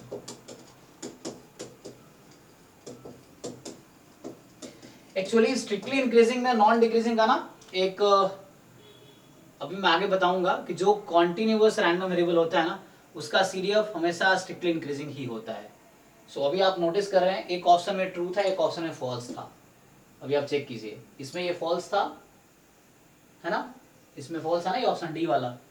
क्यों? क्योंकि ये डिस्क्रीट रैंडम वेरिएबल है। जो मैंने बताया नहीं आपको, जस्ट मैं बता रहा हूँ ताकि बाद में जब बताऊंगा तो याद आएगा क्या चाहिए वहाँ स्टोरी, ये वो स्टोरी जो आगे बताऊंगा वो इससे रिलेटेड है कि ये डी ऑप्शन यहाँ गलत क्यों हुआ। तो होता क्या है कि डिस्क्रीट रैंडम वेरिएबल का कभी भी CDF स्ट्रिक्टली इंक्रीजिंग नहीं हो सकता कभी भी, और कॉन्टिन्यूअस रैंडम वेरिएबल का CDF हमेशा स्ट्रिक्टली इंक्रीजिंग होगा। ये थ्योरम है जो आगे बताऊंगा। तो लॉजिक इसके पीछे ये है कि डी जो है ये गलत इसलिए क्योंकि ये डिस्क्रीट रैंडम वेरिएबल है यहाँ पे, और इधर ट्रू इसलिए हुआ है ना, यहाँ पे ट्रू इसलिए हुआ क्योंकि ये कॉन्टिन्यूअस रैंडम वेरिएबल। अब मेरा फॉल्ट तत्काल ये है कि मैंने आपको बताया नहीं कि डिस्क्रीट रैंडम होता क्या है, वो हम आगे डिस्कस करने वाले हैं, लेकिन उसको मैं सीडीएफ से रिलेट करूंगा, तब आप इस चीज को मतलब फिर से रिलेट कर पाओगे, है ना, रिकॉल कर पाओगे कि ये ऑप्शन गलत। एक मिनट, ये सेम क्वेश्चन लिख दिया क्या मैंने? अच्छा मैं वो नहीं लिखा, अच्छा सॉरी सॉरी, स्ट्रिक्ट फंक्शन होता है कहाँ पे, हाँ मैंने आर पे लिखा, नो प्रॉब्लम। तो यहाँ मैं अगर इसको देखो, अब यहाँ फिर मैं जो लॉजिक बता, जो थ्योरम बता रहा था, तो यहाँ आर नहीं होगा, यहाँ पे क्या होगा, ऑन सपोर्ट होगा। मैं फिर से वो आर लिख दिया है ना। सो अगर मैं सपोर्ट लिखता, तो अब सपोर्ट क्या है डिफाइन नहीं किया मैंने, मैं आपको हालांकि बता रखा हूँ कि ये 0 1 लिखता तो क्या होता है यहाँ पे, है ना, ये ठीक है ना, मतलब जो लॉजिक बताना चाह रहा हूँ मैं कि सपोर्ट क्या होता है, मुझे भी सपोर्ट बताना है आपको कि what is support of random variable, what is continuous, what is discrete, ये बताना है, लेकिन मैं थोड़ा रिलेट करना चाह रहा हूँ। तो यहाँ आर लिखा, चूंकि आर लिखा इसलिए क्योंकि आर इसका वो नहीं है ना, सपोर्ट नहीं है, इसको बोलते हैं सपोर्ट है, जिन लोग थोड़ा बहुत पहले से पढ़ चुके हैं उनको आइडिया होगा। So this is support of this random variable. So how do we know what is support? तो मैं बोल रहा हूँ कि फंक्शन हमेशा, यहाँ पे जो कि आर लिखा हूं इसलिए ऑप्शन गलत है, अगर मैं 0 1 लिखता तो ये ट्रू होता है, जैसे पीछे बताया था कि अगर मैं इसको 0 1 लिखता हूं तो ये ट्रू होगा, और वहां पे भी आप 0 1 लिखेंगे तो भी वो फॉल्स रहेगा। अब इसको रिलेट कीजिए मैं क्या बोल रहा हूँ। सो ऑप्शन डी जो है, अभी मैं इसको ट्रू क्यों कर रहा हूँ, क्योंकि मैंने इंटरवल डिक्रीज करवा दी। इंटरवल क्या लिखा मैंने, 0 1, तो आप 0 1 के बीच देख रहे हैं तो क्या मिल रहा है आपको, ये ओके है ना, मतलब मैं थोड़ा ऑप्शन चेंज किया हूं वो थ्योरम से रिलेट करने के लिए। सो थ्योरम ये कहता है कि सपोर्ट पे हमेशा स्ट्रिक्टली इंक्रीजिंग होगा, कॉन्टिन्यूअस रैंडम वेरिएबल का सीरीज स्ट्रिक्टली इंक्रीजिंग होगा ऑन इज सपोर्ट। मैं ये बोलना चाह रहा हूँ, सपोर्ट क्या है, रेंज ऑफ रैंडम वेरिएबल जो हम शुरू में कर रहे थे, तो वो फिर मैं आऊंगा उस पर। सो ओके ना, यहाँ पे मैं 0 1 कर देता हूँ आपके थ्योरम्स के लिए। तो जो मैं यहाँ लिख रहा था इसका अगर मैं आर हटा के 0 1 कर दूं तो क्या ये ऑप्शन चेंज होगा या सेम ही रहेगा? अगर मैं 0 1 कर दिया मान लीजिए, तो ये ऑप्शन यहाँ सेम रहेगा बिकॉज ये डिस्क्रीट रैंडम वेरिएबल है। तो कहने का मतलब क्या है कि जो डिस्क्रीट रैंडम वेरिएबल है उसका सीडीएफ सपोर्ट पे भी स्ट्रिक्ट इंक्रीजिंग नहीं हो सकता एक्चुअली, और जो कॉन्टिन्यूअस रैंडम वेरिएबल है वो सपोर्ट पे हमेशा स्ट्रिक्टली इंक्रीजिंग होता है। तो सपोर्ट इन द सेंस क्या होता है, अब तो सपोर्ट में डिफाइन अभी आगे करूंगा पीडीएफ के टर्म्स में, जहां पे पीडीएफ की वैल्यू नॉन जीरो होती है, जहां पे मास नॉन जीरो होता है, तो वो मैं डिफाइन करूंगा अभी।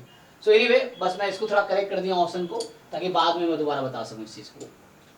अदरवाइज आर पे नहीं होगा, आर पे दोनों नहीं था, इट्स ओके, आर पे दोनों नहीं है, यहाँ पे जो एग्जाम्पल दिया, लेकिन कुछ ऐसे भी हैं जो आर पे भी स्ट्रिक्ट इंक्रीजिंग होंगे। कब? जब उसका सपोर्ट पूरा रियल नंबर है। अगर किसी रैंडम वेरिएबल का सपोर्ट रियल नंबर है तो रेंज रियल नंबर होगा, जहां पे मास नॉन जीरो होगा, तो उस केस में उसका सीडीएफ भी पूरे रियल नंबर पे स्ट्रिक्ट इंक्रीजिंग होगा। तो मुझे रिड्यूस करना क्यों पड़ रहा है, मैं उसमें रिड्यूस क्यों किया, क्योंकि उसका सपोर्ट 0 1 ही है, इसीलिए करना पड़ा रिड्यूस, आर को हटा के करना पड़ा। हाँ कोई क्वेश्चन पूछ रहे थे, पूछिए, कुछ पूछना है? चलो सो एनीवे तो मैं ये क्वेश्चन लिख रहा था ना, हाँ, तो यहाँ पे कहाँ लिख रहा हूँ, on x more than equal to 0 ही लिखता हूँ मैं बस अब, या इंटरवल में हमेशा सपोर्ट ही लिखा करूंगा, तो कोशिश करूंगा सपोर्ट लिखूं, ऑन इसका सपोर्ट 0 से इन्फिनिटी है। ओके, ये इक्वलिटी नहीं लगाया, हाँ चलेगा, या ओपन इंटरवल लिख लो। एनीवे आप डिसाइड कीजिए, इसका आंसर डिसाइड कीजिए।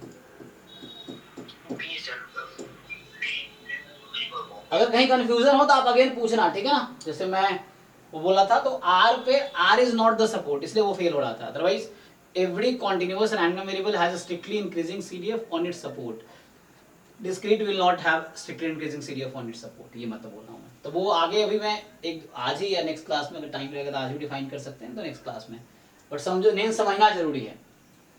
सो इसका आंसर बताया आपने ए और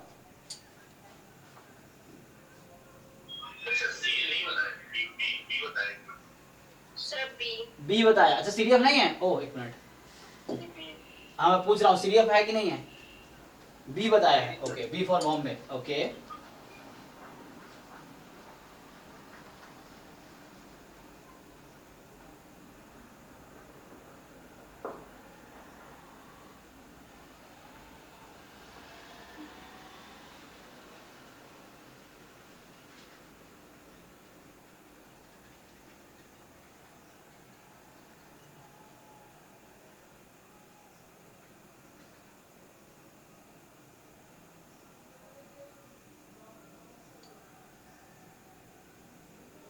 तो यहाँ पे क्या हो रहा है, कंडीशन सेटिस्फाई कर रही है कि नहीं, चेक करो।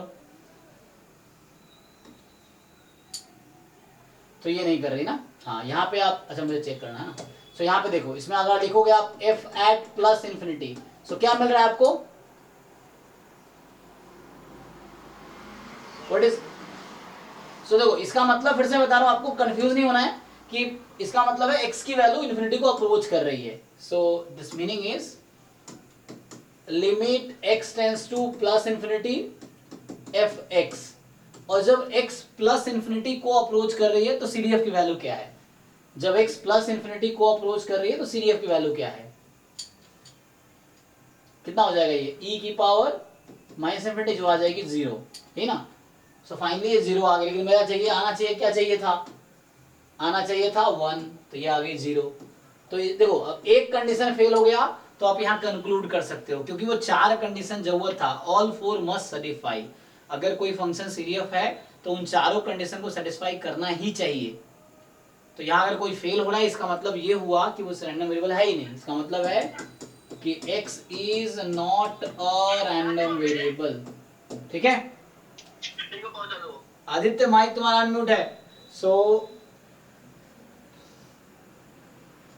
ये क्लियर है ना सबको, ओके। अब बाकी आगे चेक कर सकते हो एनीवे, फिर भी ये फंक्शन कंटिन्यूअस हो आगे नहीं, मतलब CDF नहीं है, ठीक है,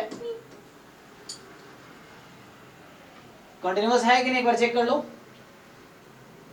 0 पे क्या है, 0 पे लेफ्ट हैंड लिमिट 0 है, राइट हैंड लिमिट 1 है, ठीक है ना, तो इसीलिए नहीं है, ओके। क्योंकि 0 पे लेफ्ट हैंड लिमिट आपका 0 पे 0 है, राइट हैंड लिमिट 1 आ जाएगी, या 0 पे वैल्यू 1 आ जाएगी। और f स्ट्रिक्टली इंक्रीजिंग फंक्शन है क्या, नहीं है सर। है ना। तो यहाँ पे क्या है, तुम अगर जैसे वैल्यू ले लो तुम, अच्छा स्ट्रिक्टली इंक्रीजिंग ना, तो इधर दिख गया तुम्हें। अब मैं किस पे कर दिया, 0 से इन्फिनिटी कर दिया मैंने, एक मिनट, इसको मैं 0 1 क्यों किया, 0 इन्फिनिटी मुझे किसको करना था, इसको 0 से इन्फिनिटी करना था ना। मैं चेक कर लेता हूँ कहीं, ठीक है ना, 0 1 और यहाँ पे 0 इन्फिनिटी, ठीक है ना, इस तरीके 0 1 यहाँ पे कर दिया, ठीक है, ओके है, ठीक है। सो डेरिवेटिव करोगे तो डिग्री, यहाँ आप सिंपली डेरिवेटिव भी करके देख सकते हो। तो डेरिवेटिव करोगे तो इसका डेरिवेटिव नेगेटिव आ जाएगी ना, f डैश x, आपको पता है कि स्ट्रिक्टली नेगेटिव होने के लिए फंक्शन का डेरिवेटिव स्ट्रिक्टली मोर देन 0 होना चाहिए। सो तो यहाँ तब भी फेल हो जाएगी, मैं सिर्फ सपोर्ट लिखा तो हालांकि यहाँ सपोर्ट है, CDF ये है नहीं तो उसकी बात नहीं करेंगे, क्योंकि जब होगा तब, तो एनीवे ये भी गलत है, ठीक है। फिर भी कोई कंफ्यूजन है किसी ऑप्शन में, एक बार पूछ लो आप, मैं करके दिखा दूंगा अभी भी। सो when you do derivative here, क्योंकि मैंने ये रेंज दे दिया, R नहीं दिया, R होता तो ऐसे फेल हो जाता, 0 था यहाँ पे, तो स्ट्रिक्ट इंक्रीजिंग होना नहीं है, मैंने रिस्ट्रिक्ट कर दिया सेट को 0 से इन्फिनिटी, तो ये वैल्यू यूज करेंगे, और ये भी इसके लिए स्ट्रिक्ट इंक्रीजिंग नहीं है। अच्छा नेक्स्ट वाला क्या होगा, नेक्स्ट एक और क्वेश्चन लिखता हूँ, फिर आगे थ्योरी बढ़ाऊंगा। तो अभी हम क्या देख रहे थे, देखो अभी तक हम देख रहे हैं CDF होता क्या है, डिस्ट्रीब्यूशन फंक्शन और CDF इक्विवेलेंट है। कोई फंक्शन दिया, मुझे चेक करना CDF है कि नहीं है, तो वैसा होगा। मैं अभी यहाँ पे 2 क्वेश्चन लिखूंगा। सो क्वेश्चन 1 ये है कि consider f from R to R, यहाँ पे fx जो है 0 when x is less than 0, 1 minus e की power minus x when x more than equal to 0, same options हैं, ठीक है। तो ये तुम्हारे पास होगा, एक तो ये है, और दूसरा क्वेश्चन ये है कि इफ मान लो ऐसा है f1x and f2x are CDF of 2 random variable x1 and x2, बता रखा है कि दोनों रैंडम वेरिएबल है, तो पूछ रहा है कि which of the following is or are a CDF of some random variable x। जैसे पहला ऑप्शन है, मान लो fx लिख दिया इस तरीके से कि fx1 या f1x plus f2x, notation clear रखना। सो f1x का मतलब x1 का, f2x का दिस, और fx का मतलब x का, ठीक है। और बी है, तुम्हें चेक करना है कि सीडीएफ होगा कि नहीं होगा, तुम्हें ये चेक करना है। So let me not right x, मैं जस्ट एफ लिखता हूं। सो एफ एक्स है तुम्हारे पास f1x माइनस f2x, c है f1x अपॉन f2x, d है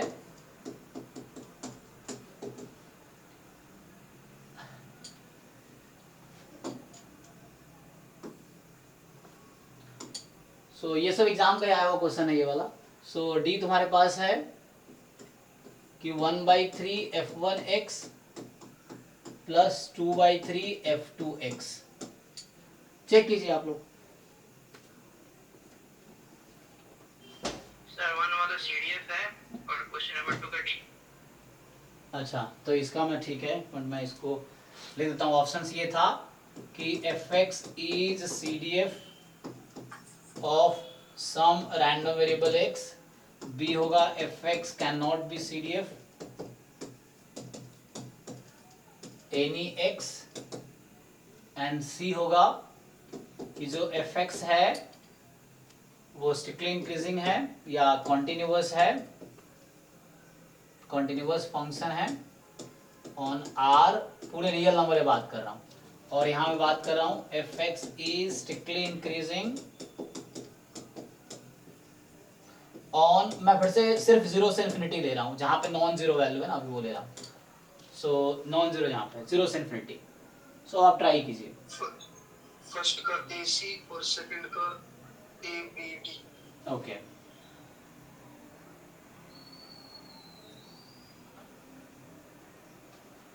ठीक है, ट्राई किया आपने, अच्छी बात है। बाकी लोग भी एक बार ट्राई कर लो।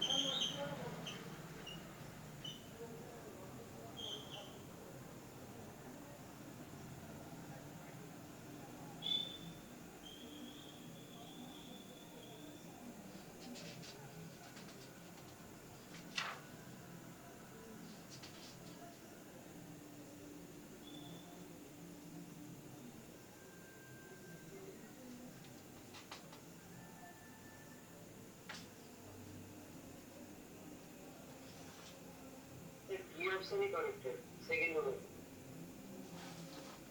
चलिए, तो इसमें चेक करेंगे आप, सीडीएफ है, आप चारों कंडीशन चेक कीजिए। सो आपको दिख जाएगा है। ग्राफ बना लें इसका, आपको ग्राफ से इजीली दिख जाएगा। अब ये थोड़े बहुत इसको कैलकुलस ठीक ठाक है, ग्राफ बना सकते हैं इजीली। सो 0 से पहले 0 है, 0 पे वैल्यू कितनी है, 0 ही है। और जब डेरिवेटिव इसका करेंगे तो क्या होगा, इसका डेरिवेटिव करेंगे आप e की पावर माइनस एक्स आएगी, और e की power minus x positive function मतलब इंक्रीजिंग है वो। और वैल्यू कैसे जाएगी, इन्फिनिटी पे, x tends two plus infinity लेंगे तो ये 0 हो जाएगी, तो ये 1 आ जाएगी। इसका मतलब मैं ग्राफ बनाता हूँ इसका, इधर देखिए आप। पहले क्वेश्चन में अगर ग्राफ बनाऊँ मैं तो ये कुछ ऐसा आएगा कि 0 से पहले एक्चुअली 0 से पहले तो 0 है, 0 के बाद ये इस तरह का होगा, दिस इज 1। सो एज ये ग्राफ, हाँ yes yes yes, y is equal to 1 पे असिम्प्टोट आ जाएगा ना, CDF इज इक्वल टू 1 पे, यस। तो इस तरीके से है। तो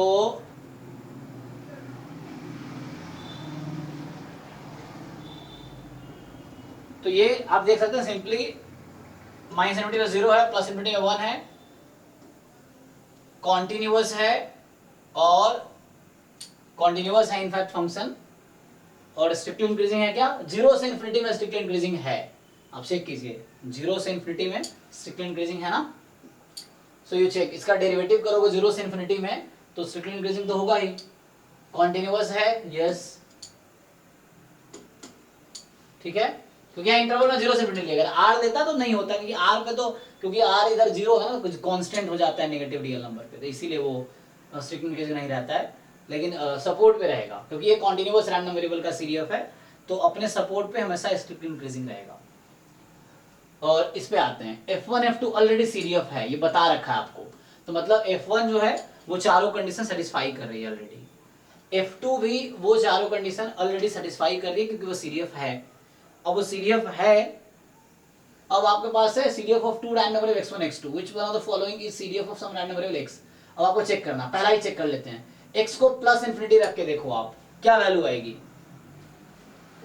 चूंकि ये सीडीएफ है तो ये 1 प्लस 1 पे 2 आ जाएगी, तो आउट हो गया। अगर ये सीडीएफ होता तो वैल्यू 1 आनी चाहिए थी, तो आएगी नहीं। इसमें भी x को प्लस इन्फिनिटी रख के देखो आप, तो ये देगी 1 और ये देगी 1, तो 0, ये भी आउट हो गया, क्योंकि वैल्यू तो अगर सीडीएफ होने के लिए जरूरी है कि x को प्लस इन्फिनिटी रखेंगे तो वैल्यू 1 आनी चाहिए, तो अगर इन चार में से ऑप्शन सीडीएफ कोई होगा तो वैल्यू 1 देगी। अब सी में चेक कीजिए आप, x को प्लस इन्फिनिटी रखिए, क्या आंसर आ रहा है? नहीं, x को पहले प्लस इन्फिनिटी रखेंगे तो 1 आ जाएगा, 1/1, यही ना, तो वो कोई दिक्कत नहीं है। तो हमें चारों चेक करना पड़ेगा, x से काफी नहीं है एक कंडीशन, तो दूसरी कंडीशन है माइनस इन्फिनिटी रखने वाली, तो x को माइनस इन्फिनिटी रखिए आप x को तो माइनस में रखेंगे तो यहाँ आ जाएगा 0/0। अब 0/0 इंडिटरमिनेट फॉर्म है, तो वो तो कोई फिक्स वैल्यू देगी नहीं, कुछ भी आ सकती है, so it may not B 0। तो x को जब माइनस इन्फिनिटी रखेंगे तो ये भी फेल हो जाएगी, तो बचा एक ही ऑप्शन, और ये ट्रू है। और इसके पीछे लॉजिक क्या है, तो क्वेश्चन है व्हाट इज द लॉजिक। सो ये 1/3 और 2/3 कोई स्पेशल नंबर है क्या? इसकी बस स्पेशलिटी इतनी ही है, कोई बताओ मुझे, 1/3 2/3 में यहाँ पे क्या लॉजिक लग रहा है? हाँ, तो यहाँ अगर आप 1/4 1/4 3/4 लिखते तो भी करेक्ट होता, तो इसको हम लोग बोलते हैं कॉन्वेक्स कॉम्बिनेशन। तो अगर दो सीडीएफ का कॉन्वेक्स कॉम्बिनेशन हमेशा एक सीडीएफ होगा, एक रिजल्ट है, मैं लिख देता हूं। सो रिजल्ट क्या है कि थ्योरम ये हुआ कि इफ f1x एंड f2x है ना, दीज आर टू CDFs, ठीक है ना, of random variables x1 and x2, तो दो अलग अलग रैंडम वेरिएबल है जिसका दो अलग अलग CDF आपके पास है। अब नाउ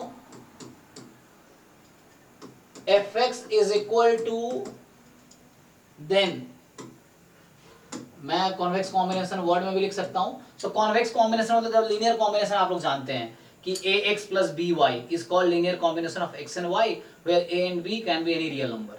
अब ये ab को रेस्ट्रिक्ट कर दो आप कि ab का सम 1 होगा और ab दोनों पॉजिटिव होंगे, तो उस केस में हम बोलते हैं कॉन्वेक्स कॉम्बिनेशन है। तो मैं लिखता हूं क्या कहना चाह रहा हूं।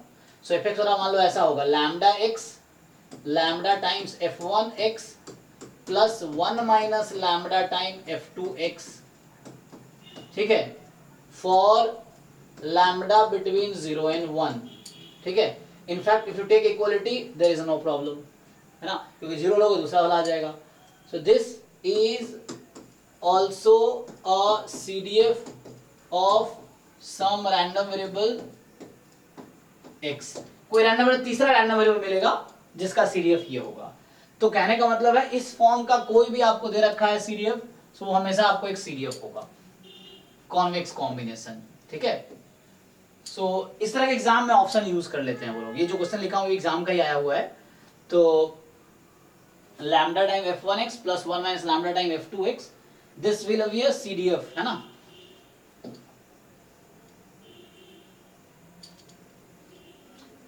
ओके कॉन्सेप्ट, तो इसकी वजह से डी ऑप्शन ऐसे ही ट्रू हो जाएगा, चारों कंडीशन सेटिस्फाई करेगा क्योंकि ये थ्योरम है, तो डी ट्रू होगा ये। तो ये दो क्वेश्चन हो गए। अब इसकी डाउट है तो बताइए इसमें अभी तक जो हमने, तो अभी हमने देखा CDF क्या है, इसमें डिस्ट्रीब्यूशन लिखता है, CDF को डिस्ट्रीब्यूशन ऑफ x, ये डिस्ट्रीब्यूशन फंक्शन लिखा है हर जगह, every distribution function is CDF of some random variable. Okay,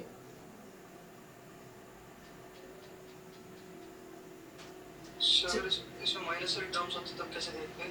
D option D option में माइनस वाली टर्म्स भी आती है कुछ, और सबका सम करके हमारा 1 बन रहा होता। नहीं नहीं नहीं, तो करेक्ट नहीं होगा ना। अगर मान लो आपने लिख दिया जैसे 1/3 है और उधर कुछ ऐसा आपने माइनस में लिख दिया जो करेक्ट है, जैसे फॉर एग्जांपल यहाँ 4/3 प्लस में है फॉर एग्जांपल, और यहाँ -1/3 है, तो नहीं होगा वो। मतलब स्टोरी क्या है यहाँ पे, स्टोरी आपको ध्यान है, लैम्डा भी, वैल्यू 0 to 1 यस, तो ये भी रेस्ट्रिक्शन है कि दोनों पॉजिटिव होने चाहिए या एटलीस्ट नॉन नेगेटिव होने चाहिए, ठीक है। So lambda and 1 minus lambda are non negative and lambda must be between 0 and 1 including 0 and 1। सो ये चीज है कि लैम्डा की वैल्यू 0-1 के बीच ही आएगी, है ना। सो ये भी आपको ध्यान रखना है। तो इसको कॉन्वेक्स कॉम्बिनेशन हम लोग बोलते हैं, convex combination of two numbers f1 and f2। Linear combination का स्पेशल केस हो गया। लीनियर कॉम्बिनेशन में क्या होता है कि यहाँ a है, यहाँ b है, a b कुछ भी हो सकता है, कोई रियल नंबर। लीनियर कॉम्बिनेशन जो वर्ड यूज करेंगे लीनियर अलजेब्रा में वो है। ये कॉन्वेक्स कॉम्बिनेशन क्या है, यहाँ फिक्स कर दिया इन्होंने 0 से 1 के बीच। और ये टर्म कॉन्वेक्स फंक्शन जो कैलकुलस में आता है उसमें डिफाइन करने में काम आता है।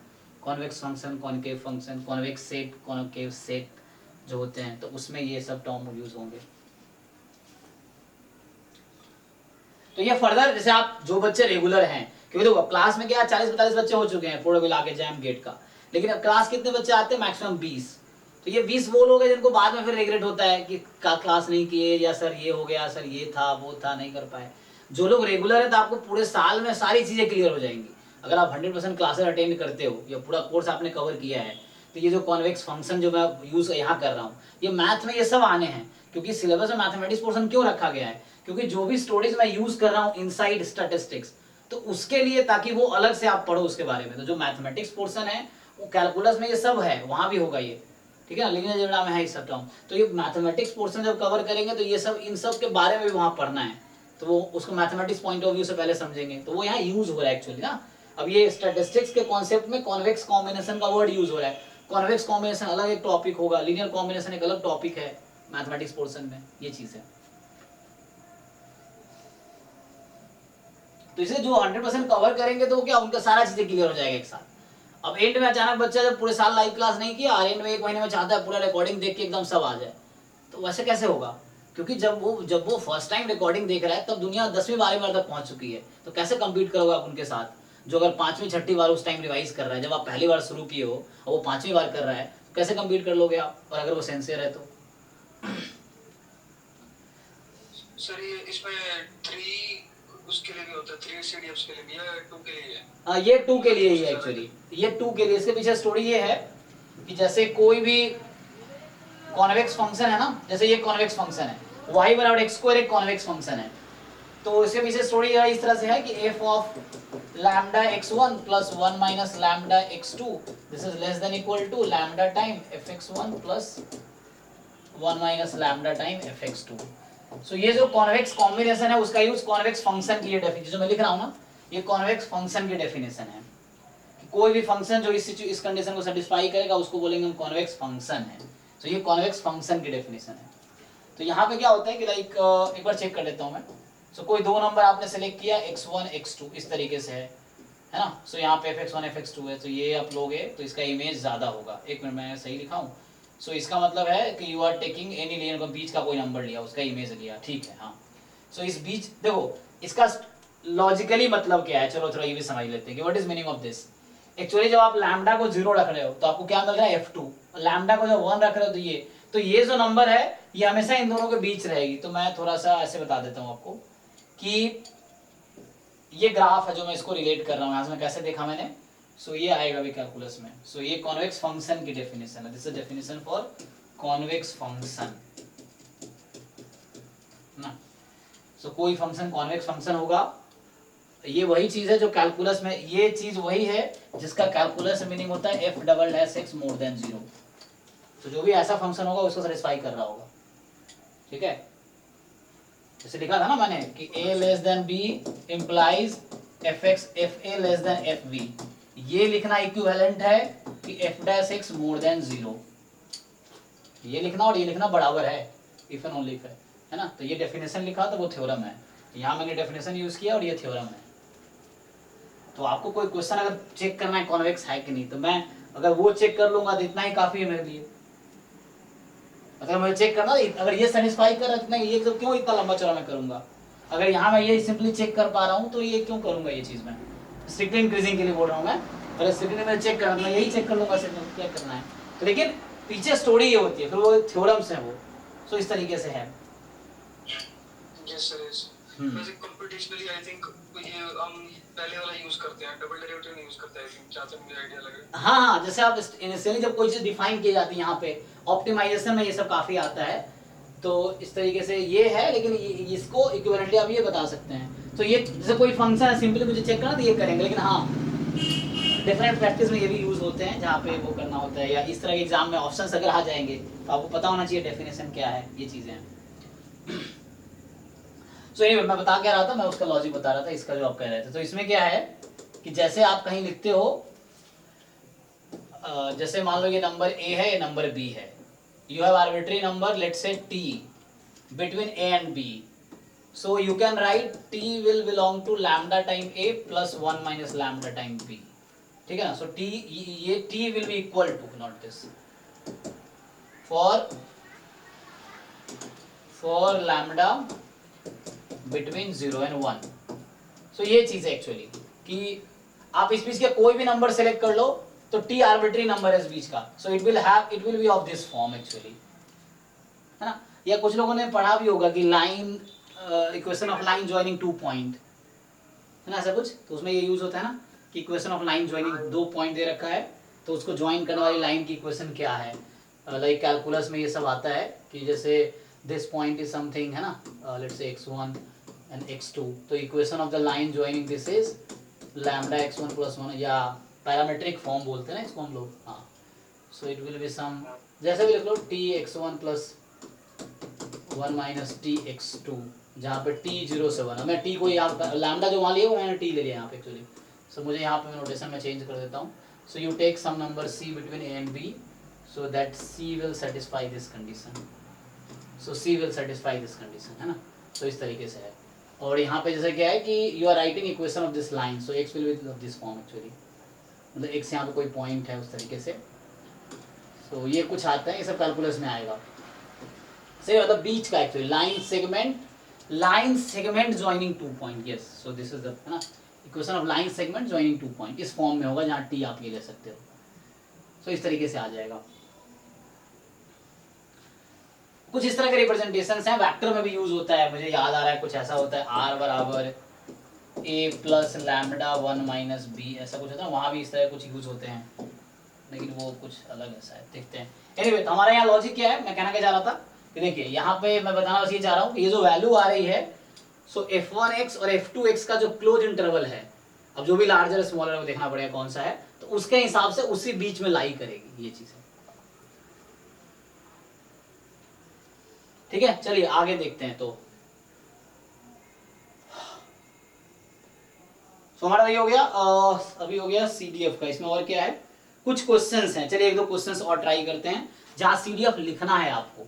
तो कुछ क्वेश्चन ऐसे हैं जहां CDF लिखने हैं मुझे, जैसे एक क्वेश्चन है कि so a coin is tossed once, ठीक है, एक बार, और x है number of heads obtained. So आप सिंपली जानते हैं कि आपने एक बार ही टॉस किया है तो या तो एक बार हेड आएगी या एक बार भी नहीं आएगी, है ना। सो इट मे बी 0 और 1, और आपको लिखना है CDF ऑफ x। तो इसका डेफिनेशन है ये, इसका मतलब है probability capital X less than equal to x। So x can be any real number. अब आपको इसका CDF लिखना है। सो अगेन आपको याद करो तरीका, जो हम रैंडम वेरिएबल जब लिख रहे थे, जब हम x inverse minus infinity to x लिख रहे थे, है ना, this set is nothing but, ये वही चीज है, probability minus infinity to x का जो इंटरवल है उसी का प्रोबेबिलिटी निकाल रहे हो आप। सो आप प्रोबेबिलिटी निकाल रहे हो जस्ट इसका, ठीक है। So you are writing probability of this set only, ठीक है, माइनस इन्फिनिटी से x। सो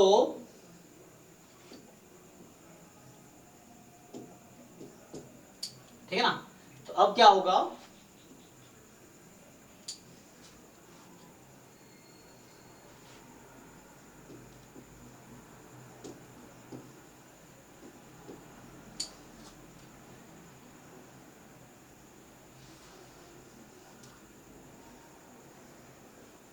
बताइए, ये निकाल सकते हैं आप लोग? ये मीनिंग सेम ही है तीनों।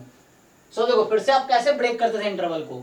सो अगर x लेस देन 0 है और x more than equal to 0 है, लेस देन 1 है, या x more than equal to 1 है, तो आपको बताना है कि क्या प्रोबेबिलिटी होगी। So whenever you select x less then, अच्छा आपको ये भी पता है कि इसका जो सैंपल स्पेस है क्या होगा, ht, देख लो एक बारी, और x corresponding to h, x क्या नंबर ऑफ हेड्स लिया मैंने, तो 1, x corresponding to t is 0, ठीक है, ओके है ये। अब आप देखो, अब आपसे पूछा जाए, आप चाहो तो वो पहले सेट कैलकुलेट कर लो, आपको याद हो तो मैं पहले वो सेट लिख देता हूं। देखो मुझे कुछ नहीं करना, ये जो सेट था हमारा -∞ से x, जिसको हमने भी लिखा था capital X less than equal to x, ये तब लिखा था, तो आपको वो सारे आउटकम लिखने हैं।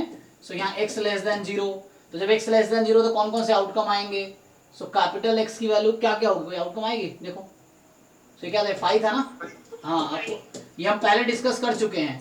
सो x 0 से 1 के बीच है, फॉर एग्जांपल x 0.5 टाइप का है, so any number you take between 0 and 1,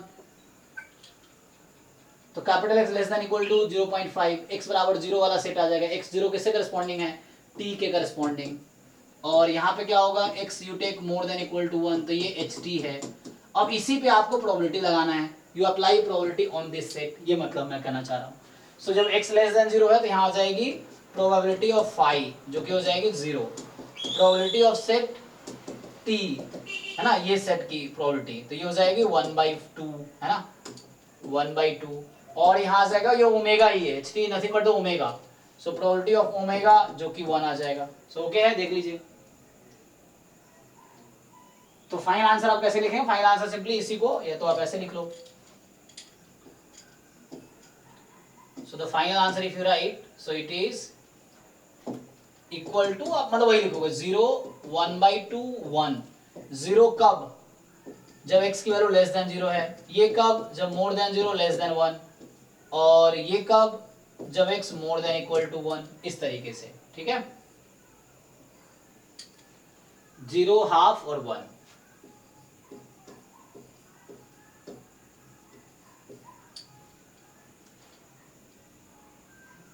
कोई डाउट नहीं इसमें ना। Similarly next question, so next question ये है कि a coin is tossed twice, यही क्वेश्चन कंटिन्यू करता हूं, twice, तो you know in that case आपका सैंपल स्पेस आने वाला है HH, HT, TH, TT, तो आप x करस्पॉन्डिंग टू, अब x क्या है तो मुझे x भी डिफाइन करना पड़ेगा। So let's say x is number of tails obtained, so you know x can take value either 0, 1, 2, हमने फाइंड किया था, so x corresponding to HH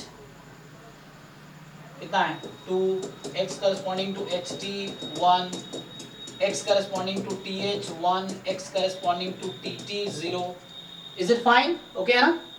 तो अब ये तो हम कर रखे हैं सबने, हाँ सर नंबर ऑफ टेल्स दिया है आपने, अच्छा मैंने यहाँ पे हेड का कर दिया है, तो टेल्स 0 हेड 2, अरे यार मतलब हेड 0 टेल 2, ठीक है। तो अब क्या करते हैं, मुझे वो सेट फिर से लिखना है। So x inverse -∞, so x जो सेट था, मतलब it was a set x less than equal to x, so collect those outcomes है ना, फॉर विच ये चाह, तो इसको चलो लिख लेते हैं यहाँ पे,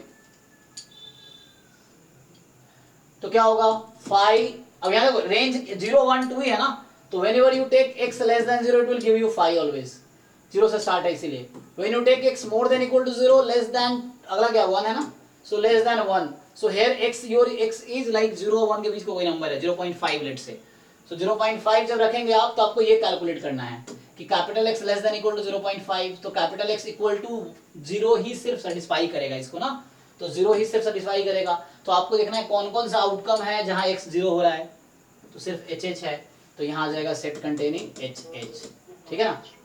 ऐसे ही more than equal to 1 less than 2, okay, तो अब आपको क्या करना है यहाँ पे, so what you have to do is कि x की वैल्यू यहाँ पे आपका बताओ क्या आएगी,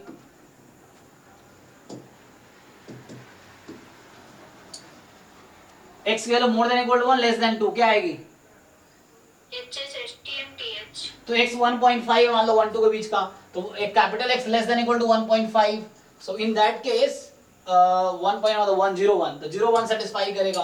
कुमुलेटिव है, आप देख रहे हो ना, 0 वाले भी आएंगे 1 वाले भी आएंगे, क्योंकि वो कुमुलेटिव है, x तक जाना है आपको, -∞ से x तक जाना है, या जहां पे शुरू हो रहा है वहां से x तक जाना है।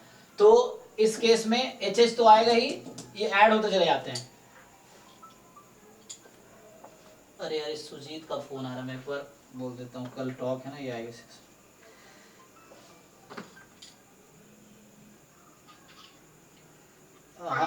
हाँ सुजीत भाई कैसे हो?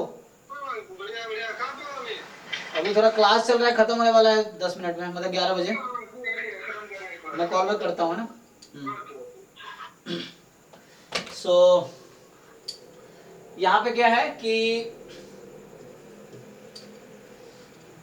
HH, ठीक है ना, तो आगे क्या होगा, x more than equal to 1 less than 2 है।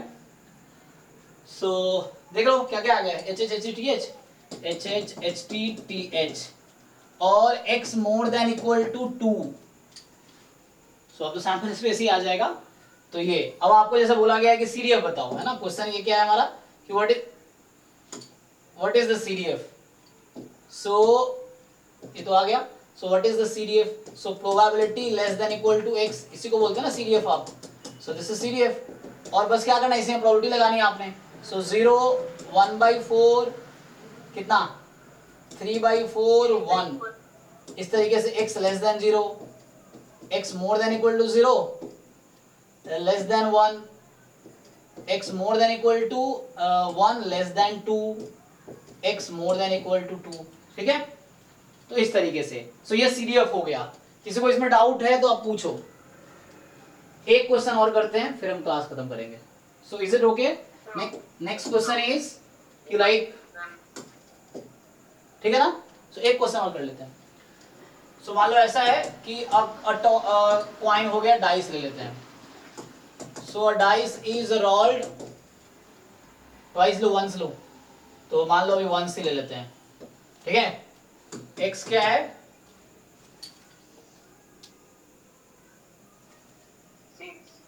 हाँ इसमें इसने कुछ और दिया है, तो मैं 6 नहीं, यहाँ पे इसने कहा है सम ले लिया, 2 बार टॉस किया है, तो उस केस में कर लो कोई दिक्कत नहीं है। तो इसको ट्वाइस कर देते हैं, सो ट्वाइस, ठीक है।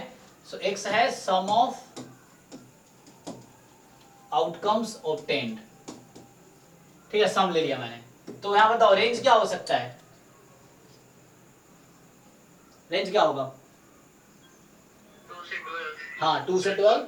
सो ओमेगा आप सब जानते हो कि 1 1 1 2 6 6 तक टोटल 36 आउटकम आएंगे, और x corresponding to each outcome you find, for example x corresponding to 1 1, तो इसके करस्पॉन्डिंग आप फाइंड करोगे, तो मैं डायरेक्ट ऐसे लिख देता हूँ, 2 हो जाएगा, x corresponding to 1 2 3 and so on, x corresponding to 6 6 12 हो जाएगा, हर आउटकम में करस्पॉन्डिंग निकालोगे तो।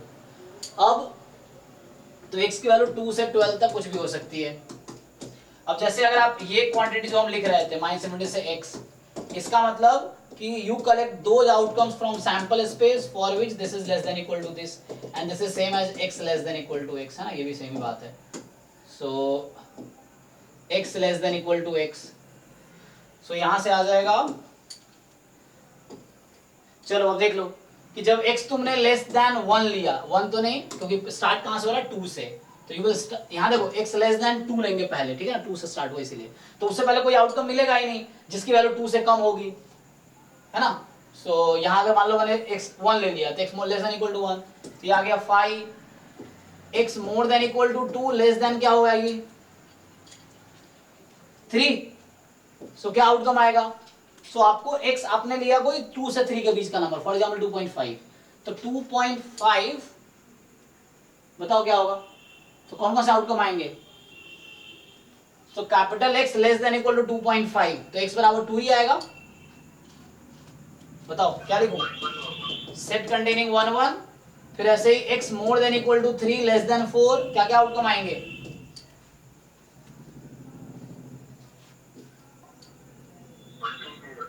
नहीं 1 1 भी तो आएगा, क्यों, you are considering small x as 3.5 let's say, and here capital X is less than equal to 3.5, So capital X less than 3.5 less than equal to, तो you have to from the beginning till that point.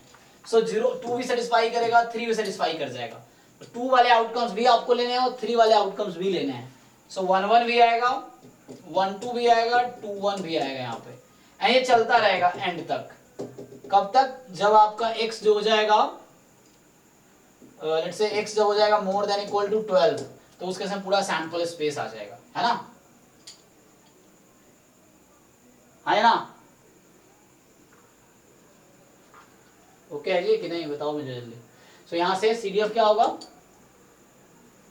किसी को doubt है इसमें? पिछले जैसे क्या वैसे करेंगे. CDF ऑफ x, तो CDF ऐसे इसी की प्रोबेबिलिटी CDF है. CDF क्या है? इसी की तो प्रोबेबिलिटी है. तो यू जस्ट राइट. तो जब x लेस देन 2 है तो 0, जब x more than equal to 2 less than 3, तो देख लो 3 आउट कितने, एक आए थे पहले ना, 1/36. जब x more than equal to 3 less than 4 तो कितना आएगा? 3/36.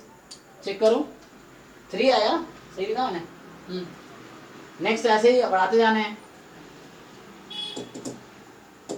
जब x more than equal to 12 हो जाएगा तो उस केस में 1 हो जाएगा. अब भाई बताओ ये ओके है कि नहीं, समझ आया कि नहीं? ठीक है ये. अब जिनको दिक्कत है आप वीकर की बुक खोलो, इसमें होमवर्क है. अब देखो मैं सिंपली आपको कहना चाहता हूँ, why don't you follow this books, I mean just you go through theories. अब मैं जो आज कराए उस पे बेस्ड इसमें एक्सरसाइज है, जो आज मैंने जितना ही कराया है उसी पे बेस्ड आपकी एक्सरसाइज है 2.3. आप ये होमवर्क एडिट ट्राई कर सकते हो. उसमें कितने क्वेश्चन है? 5 क्वेश्चन है बस, 4 ही क्वेश्चन है हालांकि. सो you can try exercise 2.3. You try problem 2. मतलब एक्सरसाइज 2.3 है, मैं एक्सरसाइज बोल रहा हूँ. इसमें इन लोगों ने प्रॉब्लम्स के नाम से बनाया, प्रॉब्लम्स 2.3, पेज नंबर 47. सिर्फ 4 क्वेश्चन है. Why don't you try? जो आज कराया उस पे बेस्ड है. तो एक बार ट्राई करके आओ, डाउट पूछो. एक ये भी एक इस तरह भी असाइनमेंट, क्योंकि हमें तो सीखना है ना अभी, फिर हम प्रीवियस ईयर कराएंगे आपको. तो पहले एक बार सिलेबस आपको ठीक से समझ आया, टॉपिक, फिर PYQ करके देखेंगे. और जितना अच्छा टॉपिक समझ आया PYQ उतना आसान लगेगा. ये चीजें. ओके, सो ये एज ए होमवर्क ले लो, अभी ट्राई करके आओ next time. Same thing you can do. Her book में इस टॉपिक पे क्वेश्चन होंगे. You different book low, different question होंगे, सेम क्वेश्चन तो रहते नहीं है. तो यू में ट्राई प्रसन्ना साहू, कैसेला बर्गर है, या और भी बुक्स जो है मार्केट में, उससे यूज करो. एनीवे चलो आज इतना ही. तो आज मैंने क्या किया? आज मैंने देखा जस्ट CDF क्या होता है, कोई फंक्शन है CDF कैसे चेक करेंगे, या कोई रैंडम वेरिएबल है तो उसका CDF कैसे फाइंड करेंगे. अभी से देख रहे थे हम पीछे. सो ये CDF आज मैंने जस्ट किया है. कोई डाउट है तो आप पूछ सकते हो, नहीं तो मिलते हैं नेक्स्ट क्लास में. ठीक है, चलो ठीक है. Thank you so much and good night. Sir वो एक बार एसिम्प्टोट वाला बता रहे थे, वो जो क्वेश्चन किया था उसमें एसिम्प्टोट का मीनिंग क्या है? मतलब अच्छा वो हाँ वो कैलकुलस का टर्म है एक्चुअली. एसिम्प्टोट क्या है बताइए जी. तुषार, सॉरी तुषार तो पूछा ही है. कौन? विपुल बताए थे. क्या एसिम्प्टोट का डेफिनेशन आप लगाते हैं? एसिम्प्टोट में वो वैल्यू उसके टेंजेंशियल हो जाती है, पर उसको अप्रोच करती है, उसके इक्वल नहीं हो पाती. मान लो value y is equal to B asymptote है. अगर ऐसा हो कि limit y tends to b और x प्लस इंफिनिटी हो जाए तो ऐसा हो जाए, या x की वो वैल्यू जिसके लिए, है ना, या टेंजेंट हो जाती है. इसको मैं ऐसे डिफाइन नहीं करता. आप कैलकुलस के टर्म में देख सकते हैं. सिंपल मतलब ये होता है कि जैसे मैं मतलब समझा देता हूँ, थ्योरेटिकल डेफिनेशन देखना पड़ेगा. एसिम्प्टोट में क्या है कि जस्ट उस पॉइंट के करस्पॉन्डिंग जो टेंजेंट है, जो कर्व है ना, जैसे मैं आपसे अगर पूछूं यहाँ पे कि ये जो है ये जो लाइन है ना, ये कौन सी लाइन थी वहां पे? 1. तो ये जो y इज इक्वल टू, मैं इसको y एक्सिस बोल रहा हूँ इसीलिए, ठीक है ना. तो ये जो y इज इक्वल टू 1 की लाइन है एक्चुअली, ये एज अ टेंजेंट बिहेव करेगी उस कर्व के लिए व्हेन क्या होगा? x टेंड्स टू इंफिनिटी, है ना.